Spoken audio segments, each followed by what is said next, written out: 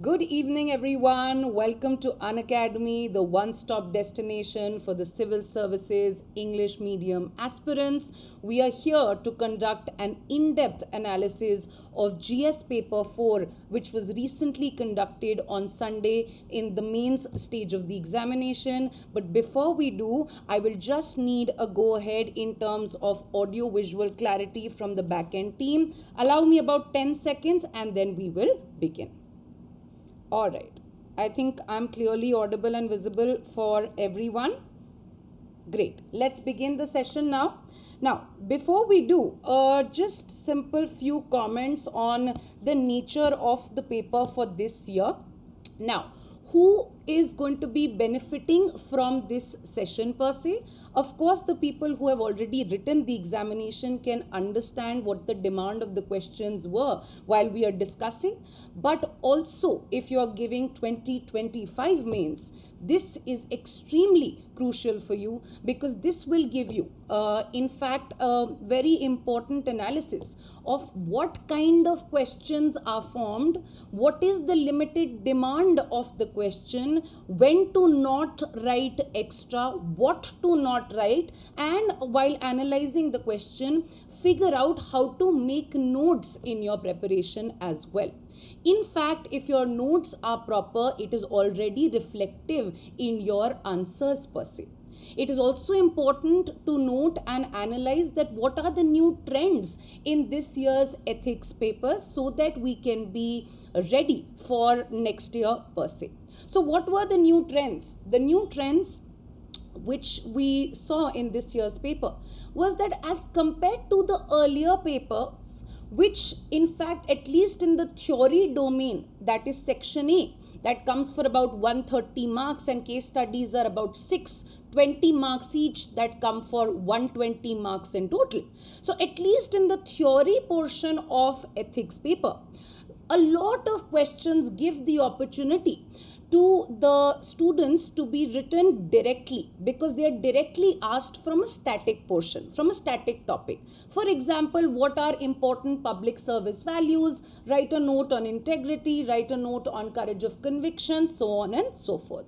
So that is extremely direct. It does not take very long for a student to analyze the question, interpret the question, and therefore quickly the recollection of points is possible and therefore the answer can begin. This year, what has changed is that a lot of questions, even in the theory domain of the question, are based on applied ethics per se. That means a lot of current affairs based topic. For example, new age technologies such as the usage of artificial intelligence. What are the ethical concerns associated with these technologies is one question. Even the other questions per se, for example, I'll obviously explain in the course of our discussion, but a lot of other questions also have been focused where you have to take out, where you have to understand that this question first interpret it, then trace it back to a syllabus topic and then start writing an answer. Because of that, a lot of thought process was required, and therefore we say that when it comes to ethics, rote learning is not the way forward. You have to look at things around, you have to look at what is happening in the society, and that's what UPSC is again and again trying to do. So let's discuss the question and we'll have a understanding of that sorts again. Also, another disclaimer. We promise this is going to be a relatively long video because ethics is considered a lengthy paper, but we promise the kind of arguments that we are going to be placing, the kind of discussion that we are going to be related to artificial intelligence, as I was commenting in the beginning, as a dependable source of input for administrative rational decision making is a debatable issue. This is what the comment is, the statement that they give. Critically examine. Please understand, we have to be cognizant and careful about what they are asking. So the question says critically examine. There is a tendency when you look at our public interface, and therefore machines cannot completely replace what humans can possibly do. So in that context, you can introduce the answer simply by talking about the emerging technology, give introduction in the form of maybe the emerging fourth industrial revolution that you can talk about. The fourth industrial revolution, turning more and more towards automation, turning more and more towards data analysis, machine learning, so on and so forth. That can be your introduction. And you can say this has potential benefits in various arenas and domains, and so it also could have potential benefits in the administration or governance related areas. Okay, after that you have to completely dive into the demand of the question, because you will have to do an analysis, a comparison of the two. So for that comparison, the first advantage of using AI, humans can have bias, humans can be partial, humans can sometimes ignore facts and not be objective in their decision making. But once a machine is particularly programmed, the machine would not have those emotions. The machine will not have that inherent bias. So our first point becomes ensuring AI can ensure objectivity in decision making. Please understand, while I do this, I will tell you how to recirculate the terms that are given in your ethics syllabus. If you keep recirculating and mark those terms in your answer, it is very easy for the examiner to particularly pick up and know that you have answered in a very professional manner using very important keywords that he or she is looking for. Let's understand this quickly and we'll dive into the other questions because it's a long paper. Now, first things first, as I discussed, it ensures objectivity and impartiality in decision making. The decisions can be based on facts, on proper merits of the case, based on a lot of data that is used for making that decision, and therefore objectivity and impartiality can be upheld. The second is reducing human bias, and we had already discussed. It will, a human being or an administrator can particularly be more influenced by the thinking of a political party and not reflect non-partisanship, the value of non-partisanship. But AI can be in a way absolutely free of any interference. So that can be a case. Are we using more and more technologies? Yes. For example, even in IT disputes resolution process, etc., in order to curb the instances of corruption, we are using the faceless method of IT disputes resolution. So this is becoming better so that the domain or avenues for a possible corruption or misutilization of fund can be reduced. It can become more efficient. That means whatever, if a human being has to look at data in order to take a decision, he or she will obviously be much slower than a machine. So efficiency is something that comes with AI, using AI in decision making. For example, if any kind of curbs had to be introduced in an area, the disease surveillance, collating all the disease related data could be done in a very fast manner by using artificial intelligence as a tool. Evaluations and outcome based surveys that they can use, or they can check, particularly use technology to check what has been the outcome of a particular intervention or policy. Easier justification, automated and remove policy. A lot of times individuals or administrators are unwilling or are reluctant to take a decision. When it comes to machines, there will be an automated process, and therefore the problem of policy paralysis, at least in some domains, can be particularly solved. Next, when you talk about humans, their decisions sometimes can be different. In other contexts, maybe because of different circumstances, maybe because of different pressure, they could change. So what comes with human-led decision making? A lot of unpredictability. Given the external situations, With AI, there comes a consistency and predictability that is followed, reducing the amount of human error that is possible. Now, second side, these are enough arguments for a 10-marker question. You will not require more. And if you see the kind of arguments, they are not very technically made arguments. This is enough for you to write our answer in 7.5 minutes. So don't try to, what I will also try to do after each question is, don't try to chase very specific language. Don't try to chase very difficult terminologies. Make sure that you're using the right keywords that must be in your statement. I'll show you how. For the second part, where we say that no, AI cannot replace, in fact, AI has limitations when it comes to administration or governance related rules. There you would say a central theme or a central value that must be displayed by a public administrator is empathy and compassion. Yes, and therefore you cannot expect a machine to display any kind of emotions. So emotional intelligence, the ability to perceive emotions and sometimes even use their emotion, their compassion that they feel for certain vulnerable sections, that helps a lot of administrators go beyond their call of duty and show utmost dedication to public service. That is something that will not be visible with an AI or a machine replacing a human being.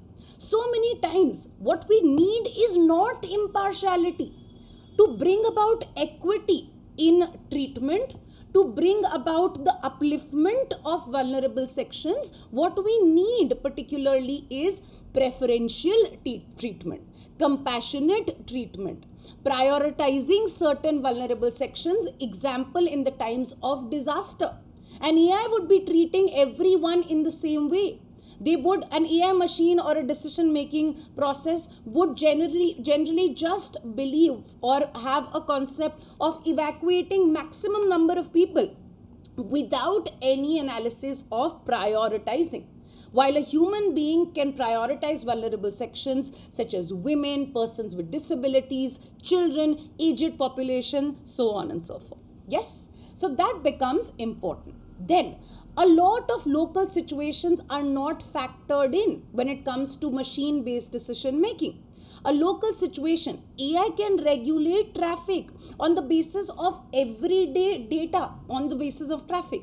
But a local individual will understand that certain kind of traffic restrictions will have to be imposed when it comes to religious gatherings or certain religious ceremonies, etc., that are taking place in the city at a particular time. So those kind of consideration, the awareness of socio-cultural realities is somewhere the human being is absolutely important. Again, AI can also have a bias. Whatever data is fed to them is data generated by individuals. So AI algorithms could also have a bias along with it. Again, when it comes to public services, you are taking a decision which is concerning people's lives. These are very important decisions. They can determine the development of a region. Okay, for those kind of decisions, accountability is very, very important. When it comes to machines, who will be accountable? Who will be held accountable if there is a possible error, if there is a possible mistake? And therefore, machines cannot, in a way, replace human. Clear? Possibility of malfunctionings are easy point, not even design. Now, please understand, last point is important. Discretion. Human beings or public authorities enjoy a lot of discretion and they can evaluate a particular region. A public functionary can understand, or they can be innovative in thinking that I have MG-Narega funds at my disposal, but I do not have maybe funds for education related infrastructure purposes under Right to Education Act, so on and so forth. So what I could do is that I could use MG-Narega funds, but the asset creation that will be decided or which will be prioritized is maybe a school in a district that is completely lagging behind when it comes to education related parameters. So that becomes a discretion is important, and that should be taken by humans per se, analyzing these issues. So these, when it comes to this is what you can say. Conclusion, of course, can be, if it's a public related interface, then a machine which is called artificial intelligence is only supposed to mimic humans. So no one better than humans for a job like that. Okay. Next question. Ethics encompasses several key dimensions that are crucial in guiding individuals and organizations towards morally responsible behavior. That means, how do ethics, or what are the consequences of having ethics in individuals, or when they are using ethical related considerations in deciding their course of action, or even for organizations? How can professional conduct or professional organizations benefit if ethical considerations are employed or taken into consideration? So that was the particular question in here. Now, we have done this in our QEP sessions as well, that is our mains crash course, the significance of ethics in human actions. Okay. Now, again in this, I do not want you to write meta ethics, applied ethics, deontology, this, that, everything. It's fine. I need you to produce arguments. I need you to be creative. I need you to write simple language, but create a diversity of arguments. So here in general, first you will have 2 dimensions, and you could write 5 points, and that will be enough. One dimension is that how is ethics influencing human actions, or how can ethics in human actions lead to betterment of the society? Argument number 1. Argument number 2, how can ethics help in making professional conduct or professional organizations better in their performance or decision making? Just 2 arguments and your question is done. The first argument for human actions, you can particularly say that ethics acts as a guide for human decision making, where there are considerations of righteousness. What is right behavior and what is wrong behavior? There are certain principles on which the behavior is particularly judged to be right or to be wrong. So first is a moral consideration. A person who will be ethical or ethics in human actions will at least produce certain kind of consideration of whether my action is correct or not. The second kind of benefit, so one can be guiding human behavior. The second aspect of this is, it will ensure a more humanistic society, a more humane society. So it will inculcate humanism in the society. How would it do that? Or what are the examples of it? For example, an ethical society which is based on the ethical principles of saving life. These are called universal ethics. Saving lives, not to cause harm, the ability to be compassionate, to help others, etc. So humanism in a society, the example could be good Samaritan practices. If you're seeing someone who is injured on the road, you will not just overlook that situation, but you will lend a helping hand. Yes, the other issues is, or the other ways in which it will help or it influences human actions is that it creates that awareness of judging the action in 2 ways. One, based on the ends, that I want to achieve a goal. Is the goal only important, or how I achieve it also becomes important in my consideration? So, for example, is only the creation of wealth important, but is wealth created using ethical means or corrupt means is also a consideration. So what does ethics do? That it gives or it helps a human churn their thoughts, question their beliefs, question their actions, and evaluate both ends as well as means. That is very, very important. Yes. So that is one aspect of it. And therefore you would see that therefore some examples could be, with this ethics in human actions curbs the impulses of a human being to achieve the end goal, to have the greed to just achieve the end goal in any particular way. The procedure doesn't matter. So an ethical society, both these considerations will be followed, they will be thought about. For example, Gandhiji, even though the goal of independence, achieving independence, was extremely important and crucial, but he made sure that he did not give up on his principle of non-violence throughout the process or throughout the national freedom struggle. So that becomes important. Another important fact is ethics inculcates virtue ethics. A part of virtue ethics is it inculcates certain values that must be upheld by individuals. Values of humanities. So we can write virtues or values of humanity, compassion, love, doing no harm, so on and so forth. Empathy and so on and so forth. Next, ethics or influence of ethics in human actions makes humans more responsible themselves, that they do not need a law to be governed. They do not need vigilance to not do anything wrong. Even when no one is watching, they feel that they have a sense of responsibility. A sense of responsibility when it comes to their actions. So it makes a responsible society, one that does not require constant vigilance or surveillance. Okay. Next, what does it do? It particularly helps in the way society or individuals use emerging technology. Why not give the example?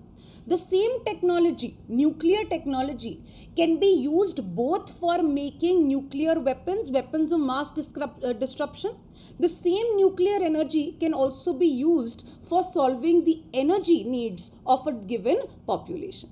So how you use technology, technology is also a double-edged sword, but how you use will be dependent on how ethical the human beings are who are using this particular technology. Other aspects, of course, are applied ethics, for example, medical ethics. So it will ensure ethics in medical jurisdictions, welfare of the patients, etc., etc. Last, but it will also inculcate, please understand, it will also inculcate critical thinking. What do you mean by critical thinking? The ability to question, and not imbibe anything that has been told. Generally, without the lens of scientific temper, without oneself not evaluating, analyzing it themselves. So this becomes particularly important, and therefore ethics in human actions will help in a way discarding a lot of customs, regressive customs that are associated with stigma, that are associated with discrimination, etc. Because on an ethical standpoint, a person who is particularly ethical will question the untouchable, the extremely inhumane practice of untouchability that is meted out to a certain section of our population, and therefore will not continue the herd mentality. Herd mentality is 100 people are doing it, because I see 100 people doing it, I also feel that it is correct and I will not question it. So it prevents or it ensures critical thinking and prevents herd mentality per se. So this becomes an aspect. How does it help in professional conduct? It ensures accountability. For example, even if a country or even if a particular company is accused of manipulating their data, maybe emissions relating data, etc. So a ethical company or a company driven by ethical considerations will make sure that they are accountable to the public, to the general society, to the regulatory authorities, and check any kind of irregularities in data, or even if it's a financial irregularity point. The second is responsibility and transparency. They will automatically want to be more transparent in their mode of functioning. They have nothing to hide because they have ethical practices that are going on. Their policy formulation. What do you mean by policy formulation? Whenever they are making any kind of policies, they are going to be making sure that they take into consideration the the needs, special needs of all stakeholders. Not even one section of the particular company will not benefit from these decisions. So taking everyone together, inclusiveness, having certain consideration for people with specific needs. For example, a professional company or an organization will make sure that a particular premise is is particularly for example, disabled friendly for persons with special abilities, so that they have a fair chance of contributing or coming for work. Justice and fairness, it will ensure not favoritism, but it will ensure that every kind of option on the basis of meritocracy. Courage of conviction. These companies, or even in a professional conduct for a particular person, if the company is doing something unethical, the person will have the strength to, in a way, flag those concerns. That is what we call as whistleblowing. Human welfare priority, of course, example, you can give medical ethics. If there will be a probe, the company or in professional conduct using ethics, it will make sure that it is impartial, because ethics in a way perpetuates or in a way advocates the upholding of justice for everyone. Yes, ability to balance, this is very important. Ethical considerations will make sure that profitability is balanced by sustainability. Immediate profits are also balanced or given the consideration with long-term effects. So that kind of a consideration comes in with ethical decision making. It also prevents corruption. Don't you think this is corruption? Utilizing professional power or professional capacity or status in order to gain personally. So that will also be stopped. Last but not the least, very important, compassionate capitalism. In ethics, when it comes in companies or in professional organizations, it will make sure that businesses are innovating in such, particularly focusing on not just profitability, but their ideas are driven with a motive to help the society, to give back to the society. So they will be bringing about certain reforms, certain ideas that have a potential social or a positive social outcome. This is something, this will be enough for you to write this answer. Nothing more is required. Next question. Again, 10 marker. It is not enough to talk about peace. I'll go a little quickly now that I've explained a lot. It is not enough to talk about peace. One must believe in it, and it is not enough to believe in it. One must act upon it. What is in this in the context of, we'll understand. In the present context, the major weapon industries of the developed nations are adversely influencing continuation of number of wars for their own self-interest. All around the world, what are the ethical considerations of the powerful nations in today's international arena to stop continuation of ongoing conflicts? That means, what are the considerations, or ethical considerations with the ongoing conflicts or the ongoing weapons exchange, etc. Okay, let's understand this. So the first part of this question, and this could be attributed to a scenario or a current scenario where, and this you can write in the introduction. So in the introduction, it could be a little bit about Russia, Ukraine. It could be about Israel, Palestine. And you could say that war is not, or war's conflict, use of weapons, mass destruction, humanitarian problems, loss of life is not the thing of the past. It is very much a reality in the 21st century. In fact, the war against Ukraine has still been going on. Yes, so that could be your introduction. What the examiner would know is that you've given a current context to it. Now the question is particularly saying that there is a lot of lobbying, or there is intertwined interests. There are developed nations, nations of the West. For example, US is the biggest arms exporter according to the CIPRI report, and so on and so forth. So in US, the arms related manufacturers, they would be lobbying and wanting to, or they would have their interests or their demand for weapons will continue if there is constant conflicts, if there are constant conflicts going around in any part of the world. That's where the demand for constant military expenditure and weapons will be created. So, because of their personal interests or their economic interests, what we are paying a huge price in is in the form of humanitarian loss or loss of lives. Big humanitarian crisis. So in that context, what are the considerations when it comes to this conflict? What are the consideration? Ethical consideration means, why is it wrong? What are the problems associated with continuous conflicts? Why are we not being able to halt these conflicts? Are there certain competing interests between continuation of these conflicts? And therefore, and the last part is that we can just conclude by saying what can be done further. Okay, so in this context, we can say the first possible dilemma or issue is between economic interests and humanitarian interests per se. So economic interests can be, I've explained the same. Economic interests would be that these industries in the developed nations, they are adding to the economic growth of this country. They are adding to the exports of this country. So the developed nations or their governments are also benefiting with the perpetuation of flourishing industries like the arms industries per se. Yes. And therefore, the economic interests, their lobbying will constantly favor engaging in wars or continuation of conflicts or supporting allies. That is the case. So there are economic interests, but what is the price that we are paying? The price that we are paying is in the form of humanitarian crisis. That is loss of lives.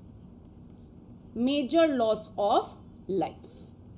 So that is a big problem. We cannot unsee that. For example, the second problem is, an example that you can give is that US is considered as supporting or giving weapons to Saudi Arabia. Saudi Arabia engaging in a constant conflict with the Yemen group of Houthi rebels, so on and so forth. Yes, so that becomes a constant problem with causing instability in that region. Humanitarian crisis means the loss of life. The second problem that you can talk about is the supply jurisdiction. For example, which the arms can be supplied to any country, but there is no consideration about how the jurisdiction is particularly using the possession of that arms. For example, a lot of arms, a lot of weapons in the jurisdiction of Myanmar are used against the Rohingyas, and therefore it raises a lot of ethical concerns relating to human rights per se.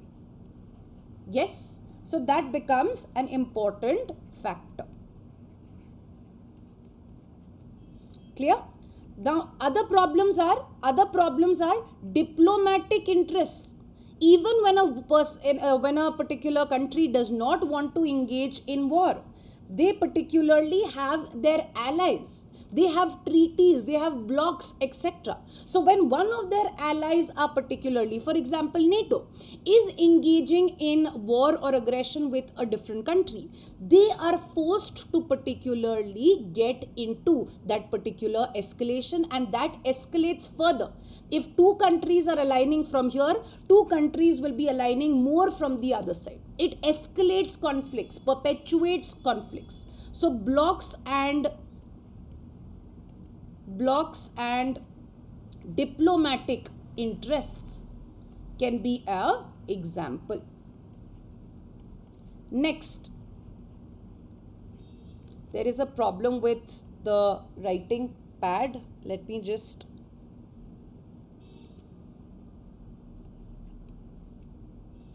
alright. Next, in fact, don't worry, I can talk more and write less, so that will be fine. Next. So diplomatic interests in the globalized scheme of things, when blocks are there are allies, and therefore this led to continuation. The other problems are that arms related supplies are justified in the name of defense. They are justified in the name of defense. They are justified in the name of protecting sovereignty of a particular nation. Yes, but when will they be used for offensive related military outreach? That is not generally understood. A lot of these arms supplies, because of organized crime, because of counterfeit operations, etc., they also fall into the hands of insurgent groups, which also use this to destabilize current regimes and jurisdictions. For example, the left-wing extremism. So it is also following in wrong hands such as insurgents, and this can also become a problem. This can be a problem. Another important consideration is the arms race. Have you heard about the arms race? That while we were developing nuclear technologies or arms, there was no control. When one nation particularly was developing certain arms, the others were getting insecure, and they would also amp up their production to come at or to alleviate that insecurity, to be at a similar standing position when it comes to defense and military capabilities of defending themselves. So the arms race is never ending. Every nation would in a way want to increase their supply or be almost equivalent because of a lot of border disputes, so on and so forth. So the arms race is innovating itself. That is a problem. Another ethical consideration is on weapons related expenditure or military expenditure is where there is always a dearth of resources. A lot of poverty is existing, hunger is existing. A lot of issues are existing.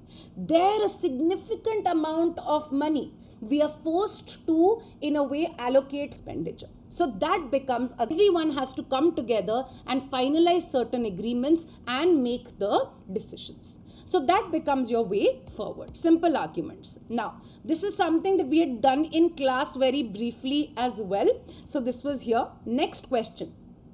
Global warming and climate change are the outcomes of human greed in the name of development, indicating the direction in which extinction of organisms, including human beings, is heading towards loss of life on Earth. Basically, what is happening? How do you put an end to this to protect life and bring equilibrium between the society? So first part of the statement you can address briefly. Introduction could be your sixth extinction, sixth mass extinction you can talk about. And you can also talk about that human interference in environment has become so much that we are, in a way, it has not been recognized, but we are entering the Anthropocene age or epoch, which means the age which is associated with changes in climate due to human intervention. Very important, you can write this in the introduction. Now, what are the problems associated with it? Because of human greed, you can write these to just explain the first part. Because of human greed, patterns such as consumerism, patterns such as, for example, materialism, patterns such as excessive consumption, pattern such as the culture of wastage. Because of this, overutilization of resources, excessive use of fossil fuels, less regard, lifestyle changes, lifestyle problems. Because of this, what is happening is that we are facing these kind of issues. Now, it is wanting you to focus on what should we do in the future to bring about an equilibrium. So in that you can talk also a little bit about environmental ethics, and you can say we must have ethical considerations when it comes to environmental ethics. So the first part of it is principles of stewardship and trusteeship. What does this mean?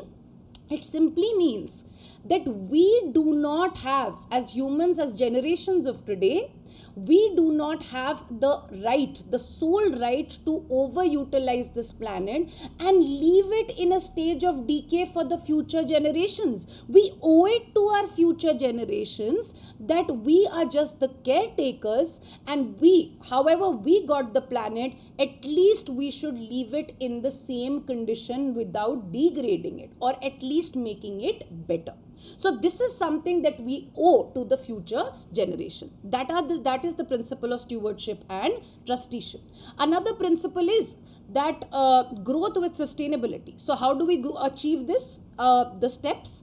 Growth with sustainability. We have to balance development along with environmental concerns. For example, if anywhere deforestation is happening, we will make sure that compensatory afforestation is happening for the similar amount of forest loss that we have experienced.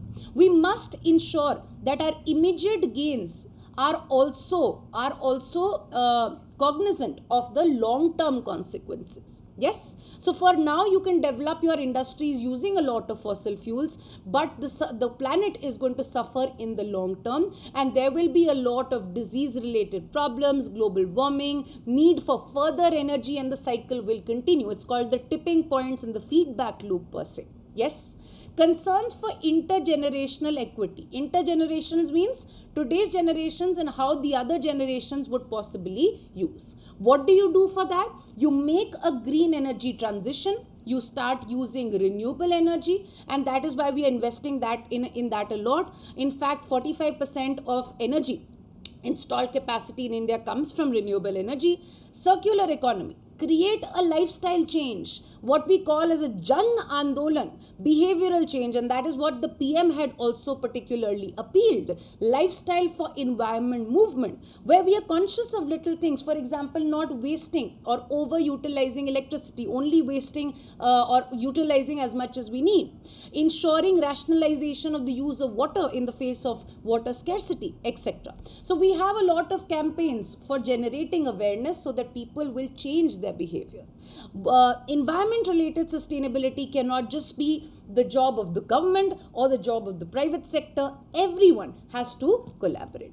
Respect for all living creatures. This is very important. In fact, when humans are considered the highest in terms of evolution, the pyramid, where we are cognizant, we can think, we have the ability to make changes in our environment. Because of our decisions, a lot of biodiversity can be affected. So we must own the responsibility to make sure that certain actions which have an adverse impact are not done. For example, replacing or doing away with the use of microplastics when it comes to adverse impact on micro or marine organisms. Stricter laws and policies, for example, pollution related policies, very important environment impact assessments must be made for any development project to know whether there is an alternate option in which the damage is lesser and we could mitigate the possible effects. Compensatory afforestation, we've already spoken about. Generating environmental consciousness, we've already spoken about in general, but this should start from the school as well, so that the adults of the future can be in a way conscious of their responsibilities. Last but not the least, environment is a global problem per se. Global warming, climate change are global problems. They are in a way experienced by all the countries in the world. So any solution to climate change or global warming will not be complete without the collaboration and coordination between all countries internationally, and therefore you have initiatives such as the Paris Climate Deals, International Solar Alliance, Global Biofuels Alliance, so on and so forth. Next, given below are three quotations of great thinkers. Quotation number 1, and you have to basically explain the quotations and say what do you understand in the present context when you read this quote. First, learn everything that is good from others, but bring it in and in your own way absorb it. Do not become others. Beautiful statement by Swami Vivekananda.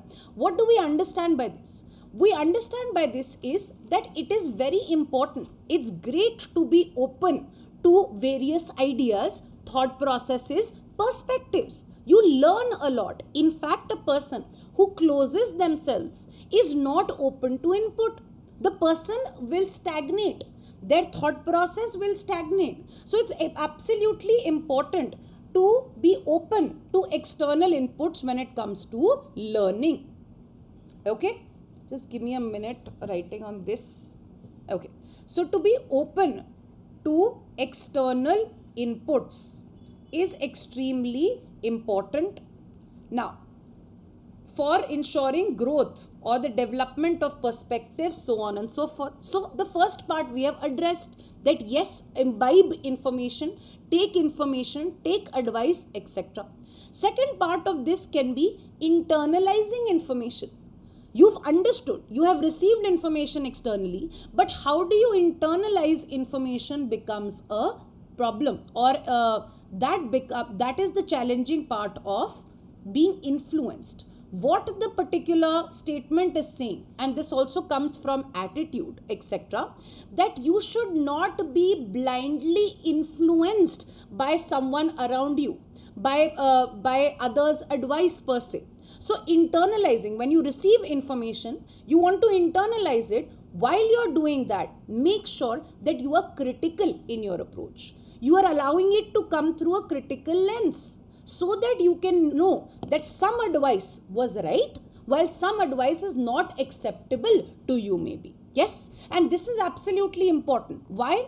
Because blind imitation, and UPSC has asked this before also, blind imitation has a lot of problems. Blind imitation leads to a lot of continuation of regressive cultures and practices. Is that not the case? So blind imitation should not be the case. In fact, critical thinking while internalizing should be the case. That is important. Next.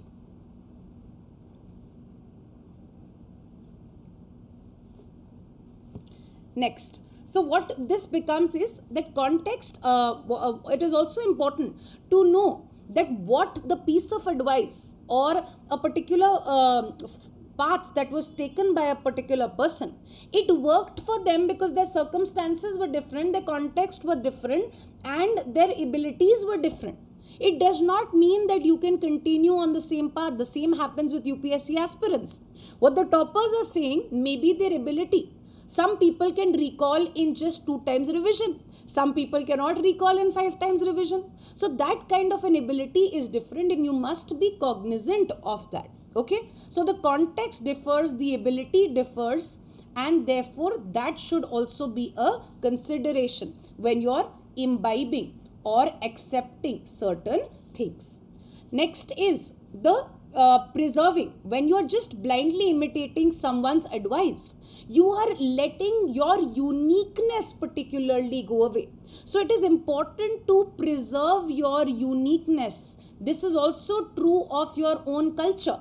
For example, in the context of globalization, Indians per se, it is important that we do not completely emulate the West.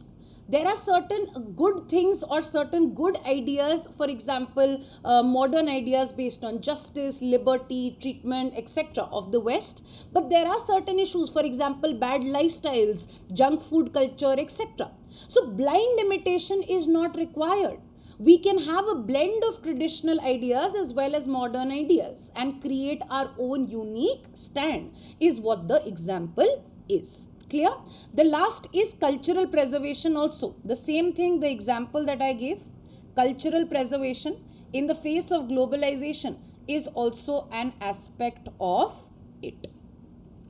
So with this, what you can say and conclude is that, and in fact UPSC had used this statement in one of their essays, there are always better practices to best practices. So that becomes a very good quote for you to conclude. Last but not the least, also write the point of innovation and creativity. For example, you must say that just simply aping someone or emulating someone would not lead to the creation of something new. So innovation and creativity are generally with the own application of mind while receiving inputs as well. So that becomes a important part. For example, when you're talking about India did not emulate or did not accept a purely socialist pattern of economy, nor a completely market or capitalist form of economy. What we had started out in the beginning was with a structure of a mixed economy. We did not join any blocks per se. At that time, everyone, and the advice or the normal advice at that time would be to join any of the two blocks, one led by USSR, one led by USA, in a bipolar world. But we stood out with our own ideas and thinking, appropriate for our own conditions, for our own needs, for our own vision, and therefore we chose non-aligned movement. So these are perfect examples to write for this. Next, faith is of no avail in the absence of strength. Faith and strength both are essential to accomplish any great work. Now, when I said that you will have to interpret the question, what I meant was, in our QEP sessions also, in our main crash course, I had particularly discussed, particularly discussed courage of conviction. That is nothing but strength. When you're talking about strength, you're talking about courage of conviction. And we had particularly done that for any, you could have any kind of values. You could be extremely honest, you could be empathetic, you could have a belief in something. But if you did not have the strength or the courage to stand for what you believe, for your faith, then your faith or your thought will not be put into action. So it is strength that determines that any kind of belief, strongly held beliefs or ideas are put to or taken to their culmination, is what the idea of the statement is. Please understand, faith is associated with belief, hope and vision. Strength here does not mean physical strength only, it is also mental strength, the ability to take a resolve that I will make sure that this idea culminates into a reality. The ability to be resilient, the ability to persevere, the ability to stand back after each setback per se, that is reflected in strength. So that is what you can say, that ideas do exist. Certain ideas or beliefs of a certain vision, of a certain future does exist. But only those individuals have been able to put them into practice or have ensured their ideas to be culminated into a reality, who have displayed utmost amount of courage and strength. You can give a lot of examples. I'm not writing so that we can go on quickly, but this is the only analysis that you need. Okay. So for example, for strength, you can say the ability to take risks, the ability to take risks, the ability to face adversity, the ability to face setbacks, that means failures, and still get up each time. There's a very famous saying, I have not failed 99 times. I have just found out 99 ways of not making it work. That means I'm closer to my destination. That is a beautiful and a most positive way of looking at failures. There are no failures, but only lessons and learnings. So here you can talk about risks, adversity, setbacks, the ability to withstand failures, the ability to be resilient in after repeated failures, etc. The ability to not bother about societal backlash. Most people give up on their dreams, on what they believe, because of societal backlash. A lot of people, for example, had Raja Ram Mohan Roy conformed to the ideals of the society, he would have not fought the battle against the prevailing practice of sati. So that becomes very, very important for us to write. So in this, you can give example of maybe Elon Musk, that imagine at a time, no one would believe you. Your investors would not believe you. Your team would not believe you that you could possibly become a private company sending people to space. Okay, so SpaceX was a vision started out by one person, but he faced a lot of setbacks, a lot of problems, and therefore was able to build this up. You can also give the example of Malala Yousafzai. She's obviously a Nobel laureate, and even though she faced a lot of setback, in fact threat to her life by the attack or the possible attack by the Taliban, she was shot.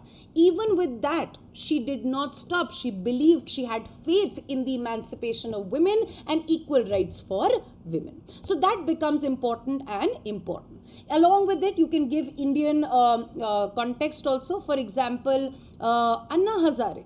Anna Hazare's movement, particularly for a broader social ideal, for a broader, he had faith, he had belief that we can, if it's a mass movement, then we can achieve something bigger. We can make sure that we encourage or nudge the government to give in to our demand of a Lokpal per se. And therefore, he was determined and he led the fast on to death. And because of that, we had the Lokpal, which is the anti-corruption body. So these are examples. Of course, one example is hidden in your question as well. Sardar Patel, of course, was extremely instrumental, even though it was very, very difficult, but he had faith in the unity of India, and therefore he set out and had the courage to set out for the task of unifying India and bringing all the states and princely states into the union that is India. So that is an example that you can also give. It's beautiful to give that example. Now, next question. In law, a man is guilty when he violates the rights of others. In ethics, he is guilty if he only thinks of doing so. It is a statement by Immanuel Kant. I am truly humbled and extremely happy to let you know that in our classes, this is the statement that I had done when I had done the topic of legal versus ethics. So how are laws and how are ethics, a consideration of that, in which we had exactly discussed the quote, and in fact we had concluded our arguments with the quote. What we require in this discussion is just going from the quote, from the conclusion, back into the arguments, and that will be enough. So that is, I was very humbled and happy to share this with you, but now let's discuss this. Okay. So this is a simple argument. Please let me tell you, this is something that you must also start predicting for yourself, even if you're doing a self-study kind of a thing, that you have to see past year questions. When I saw past year questions, there was a particular question which the answer of it almost remains the same. And that question was that ethics is knowing the difference between what is right to between what you have the right to do and what is right to do. It was a beautiful quote. It was asked in PYQs in ethics papers. Again, the question talking about what do you have the right to do means legally what you can do. That means laws. And what is the right thing to do becomes ethics. So again, law versus ethics argument. That is what we had particularly taught. Same question has been, or the same theme has been repeated using a different quote. But the main argument and the theme remains the same. If you would have done your previous year questions, you would know that this theme is extremely repetitive, and therefore you could easily keep or attempt this question very, very well. Keep every point ready and data or perspectives ready for this point. So this point basically, or this question simply becomes about laws, or what is legal and ethical. So in this, you have to talk about that why are there. So when you talk about why is ethics a superior ideal to achieve, laws have an objective. They ensure that the society is following a bare minimum standard of what they can do and what they cannot do. So laws provide a bare minimum standard of regulating a society. Ethics, on the other hand, ensures that wherever laws are ending, the boundary of laws is ending, because laws cannot be exhaustive. Laws cannot cater to or ensure or in a way be made for every possible situation. Insight by a particular state in terms of surveillance or vigilance can also be not done at all times. So for a society, the goal should be ethical, to become ethical. And because that is why we say the societies that are particularly ethical will need lesser and lesser laws as well as vigilance, and they would have the responsibility to act in a good way or a socially responsible or ethical manner.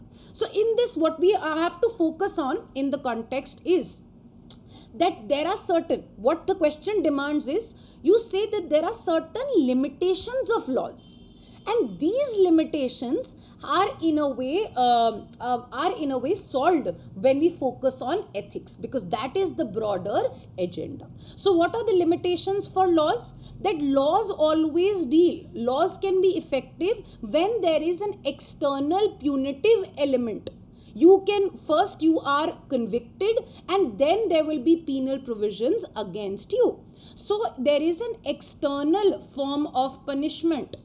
There is a need to prove a particular person guilty. So external punishments. And so many times what we can see, if there is a particular unavailability of evidence per se, okay, then there could be a major problem where the laws were ineffective. But in ethics, if there is a person who is ethical, he would not need any external source of regulation. The person, if he has committed something wrong, will be answering to the highest court that we call as the court of conscience per se. And therefore here, the regulatory mechanism of what is considered right or wrong is internal. The crisis of conscience, and therefore here the punishment for the individual will be guilt, feeling of guilt of doing something wrong. And that is why it is the higher order. It is higher. Okay. So here in laws, you get punished only when you have done or created an actual harm. You have caused actual harm. In ethics, you have considerations. So this is post facto. Can we say this is post facto? After you have done or conducted a particular action, then it comes into place, laws. Ethics, even you will be considerate about a potential harm that you might create. Clear? So here there is a consideration of the potential harm as well, and therefore it will in a way stop you from taking that action. Clear? So that is a pre-regulatory mechanisms to ensure that human behavior is ethical in nature. Next is laws, as I said, cannot be exhaustive. They cannot be exhaustive.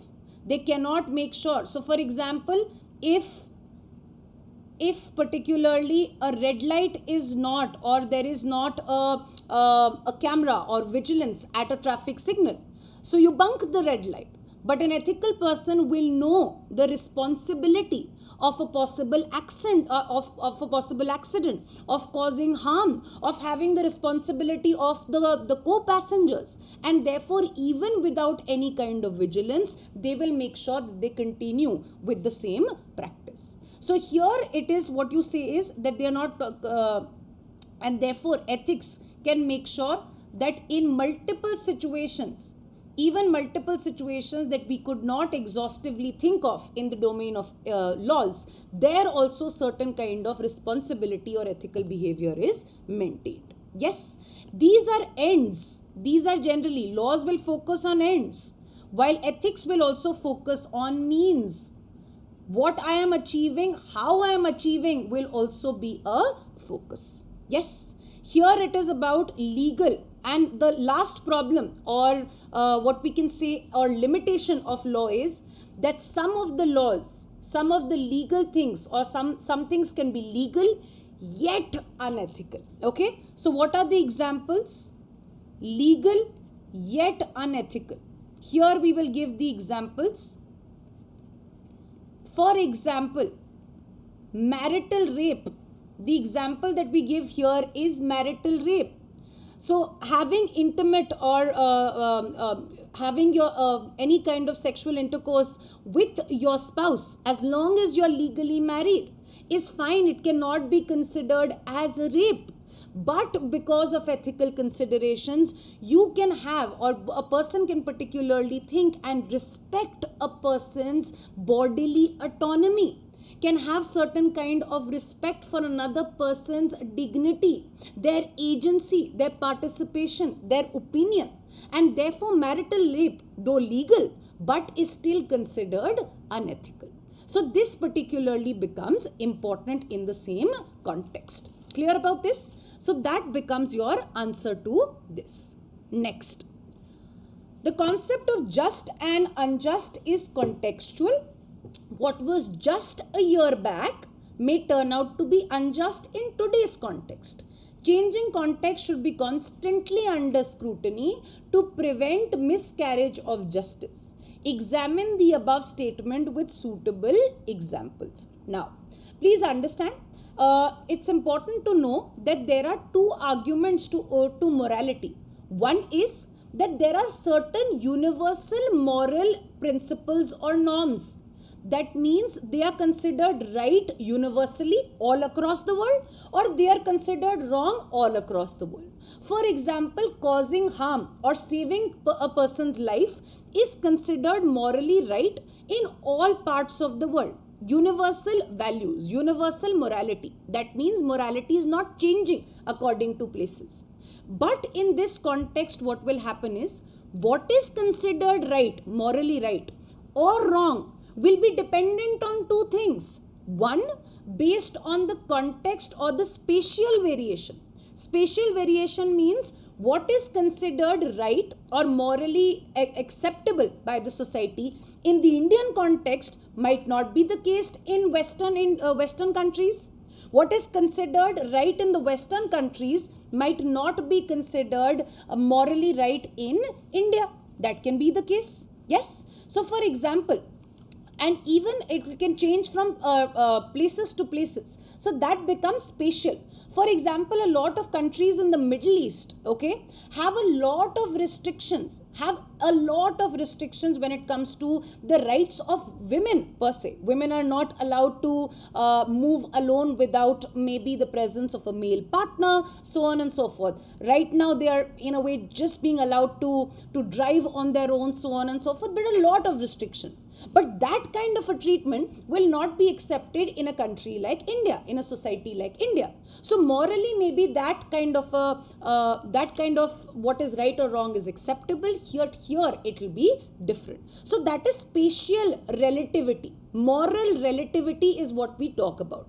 Relativity means morally what is considered right here might not be the same. It is relativism. It is not absolutism. Absolutism means one concept is right throughout the country or throughout the globe. The second part of this is temporal. Temporal means, and that is part of the statement, what was considered morally right 20 years or maybe 200 years ago is not considered, cannot be acceptable in today's society. A big example being slavery. Slavery was an institutional mechanism. It was favored by a lot of countries, and in fact it was not removed by a lot of countries till very long. Yet now that we can look at the institution, we find that it leads to a grave miscarriage of justice. What is this? The denial of basic human dignity. So therefore our laws, our policies must be changing before they become redundant. They have to constantly change with the society's morality, with changing times, in order to still be relevant. Otherwise, if the same old laws are continuing even with the change times, it can lead to a major injustice that is meted out. For example, homosexuality was criminalized till very long. Only recently, a couple of years ago, by deleting or decriminalizing homosexuality under Article 377, that we gave them the right to liberty, personal liberty, privacy, so on and so forth.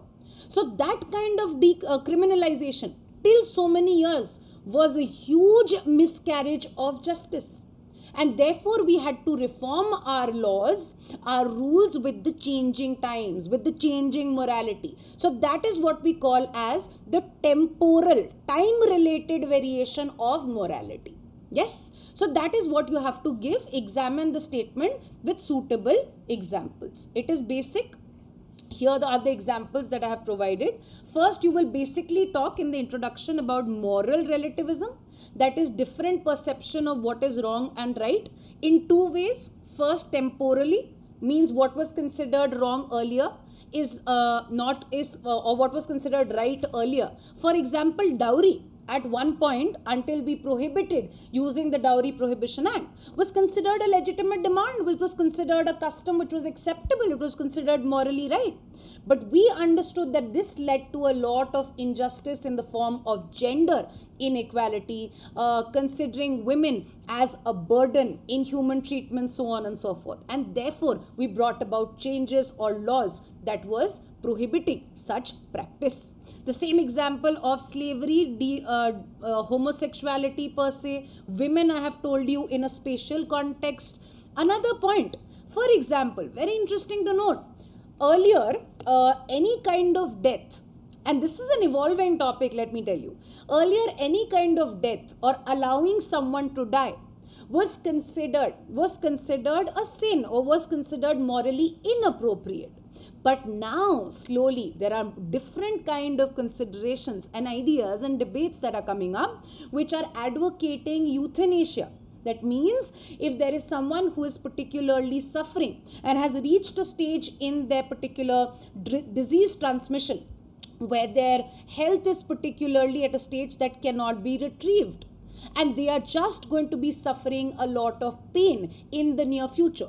So allow them, or at least people who have come, who are in coma or on a ventilator, or in that kind of a stage, allow them a chance for peaceful death or non-painful death. So that is a euthanasia concept. Please understand how beautiful this argument is, that morally everywhere, even absolute related moral considerations can now be questioned with evolving times. So this is something that we need to talk about.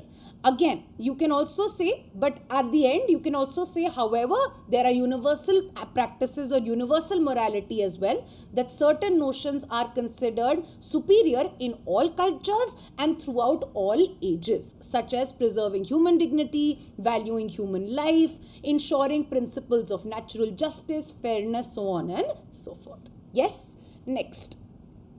Mindless addiction to form, ignoring the substance of the matter, results in rendering of injustice. Now, read this. A prospective civil servant is one who ignores such literal interpretation of law, of rules, and carries out the true intention of the rules and law. Examine the above statement with suitable illustration. Was this question fairly predictable? The answer is yes. Did it require you to interpret and take it back to a syllabus topic and relate it to a previous year question? The answer is yes. Let me show you a question that we had done in our classes. Bureaucratic attitude, democratic attitude. A question had been asked previously in ethics on the same. It relates to the same kind of theme that this question is asking, purely the same kind of theme. Bureaucratic attitude, which was associated with the bureaucracy that was advocated by Weber, believed in creating public servants that had to strictly adhere to the rule of law, that had to strictly adhere to following the law, following the procedures, that every procedure that is given in the rule book has to be followed, and that is their job. They cannot innovate, they cannot have flexibility, they do not have to go beyond their rules and procedures, they just have to be a handbook bureaucracy per se. Yes, and this kind of an approach, this kind of an attitude that is inculcated by a public servant is called a bureaucratic attitude. I will go only by the book even if grave injustice is happening in front of me.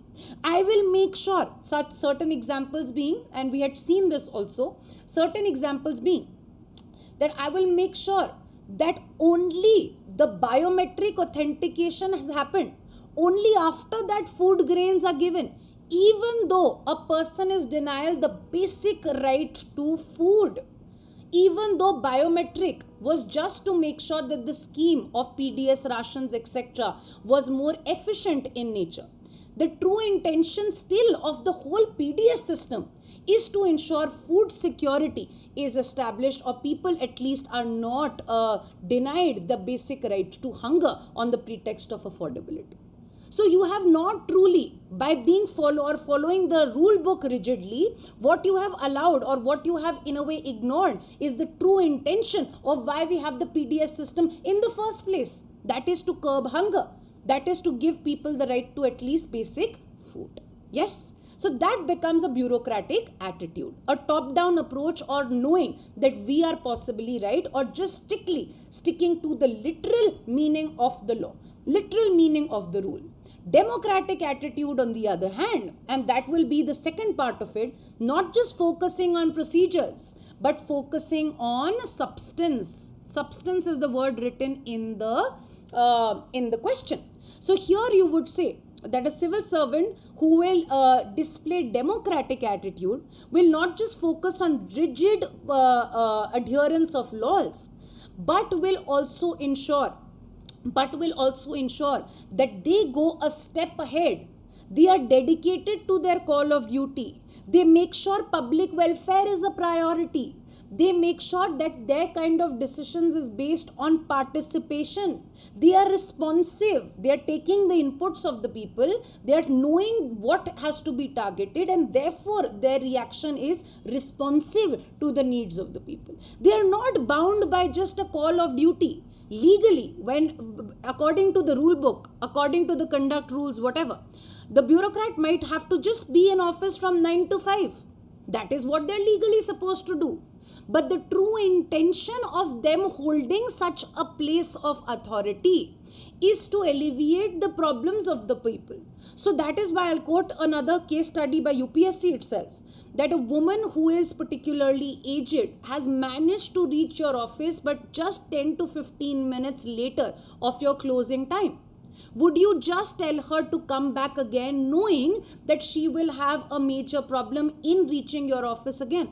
She just needs some assistance when it comes to the clearance of some documents, without which she's not being able to receive the benefits of a scheme. What would you do? You will talk to her. Just because you are not legally obligated to attend to her does not mean you will not.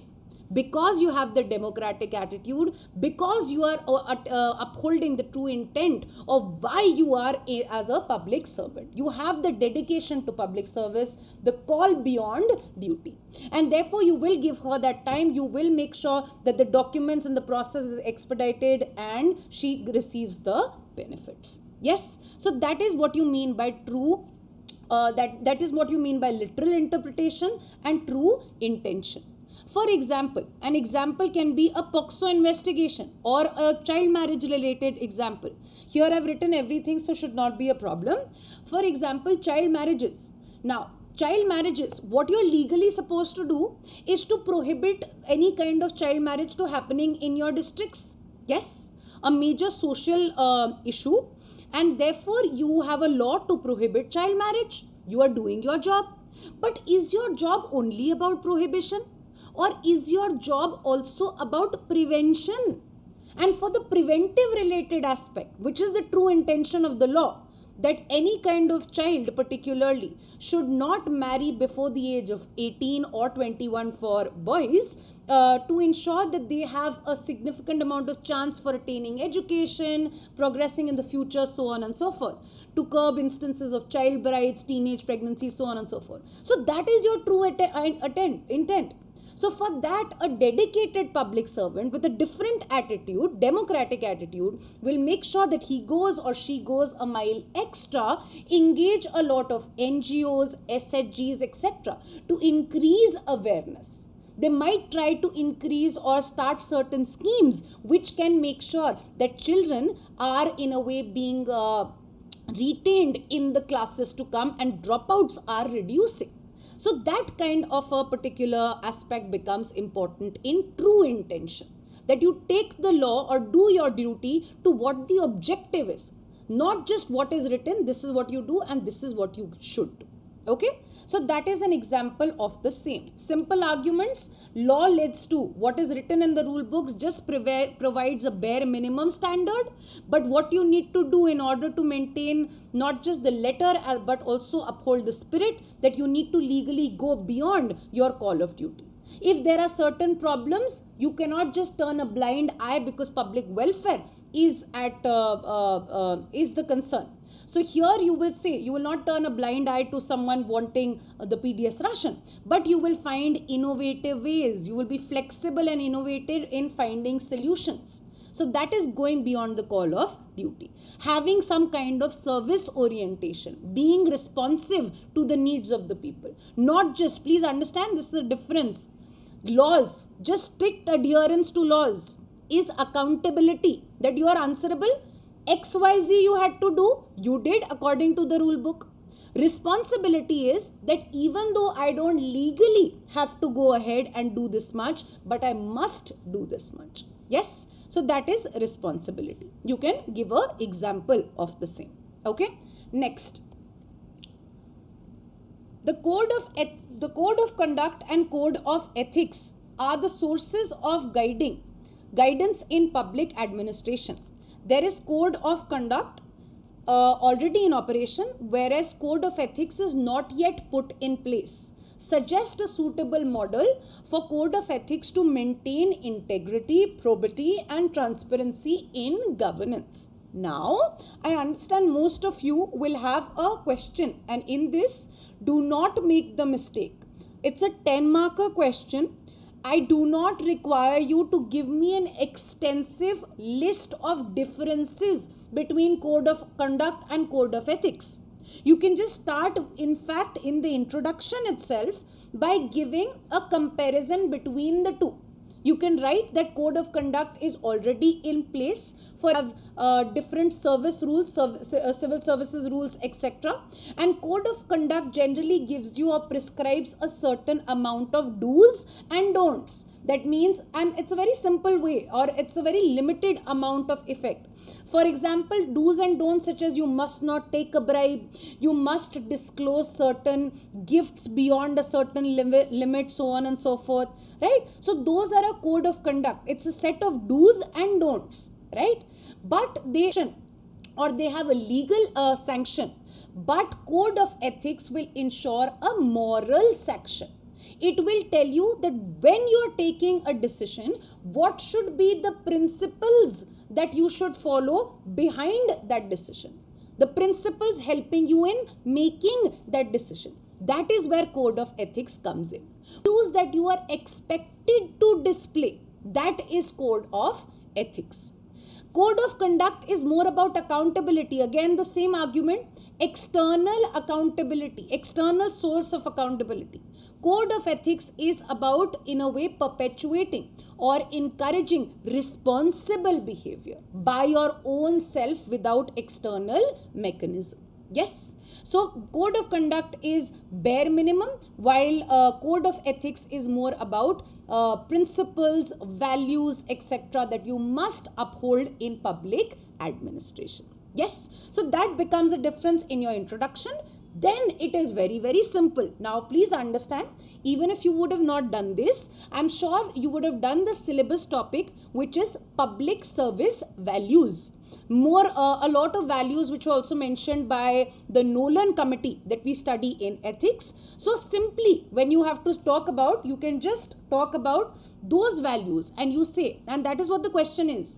The main agenda of the question is, suggest a suitable model of code. What should a proper code of ethics encourage people in public administration?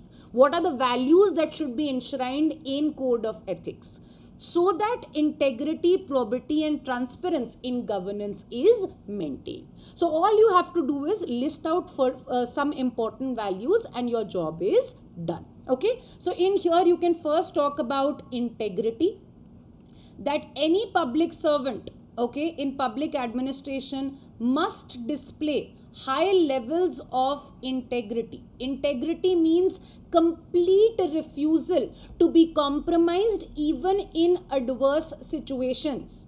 complete refusal to be compromised and uphold your beliefs. Okay, that means there should be a complete sync in what you think, what you believe, what you say, and what you do. A complete sync, and therefore you are considered a more trustworthy person. So even if there is adverse pressure, even if there are threats, you will not compromise on your honesty and your ideals. So integrity becomes first. The second is, for any public servant, okay, one of the values that should be is to particularly be impartial or maintain objectivity in decision making. Is that not important? They deal with a lot of people from various backgrounds. So they must not have any kind of human bias. Their decision should solely be based on the merits of a case. Facts, the pros and cons, etc. They should treat everyone equally, impartially to maintain and uphold the rule of law, in front of which everyone is same. Okay. Next, parts or the other features of code of ethics must include transparency. That means you should be able to, public administrators must be willing to voluntarily share information, because they should not have anything to hide. So an open door policy per se. Okay, so transparency should be the case.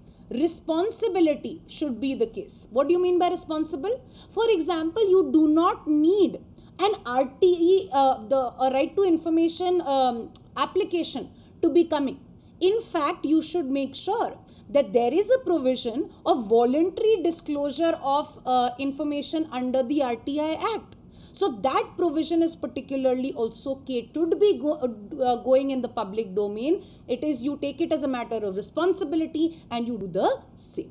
What is the integrity example? Integrity or impartiality was displayed by T.N. Seshan.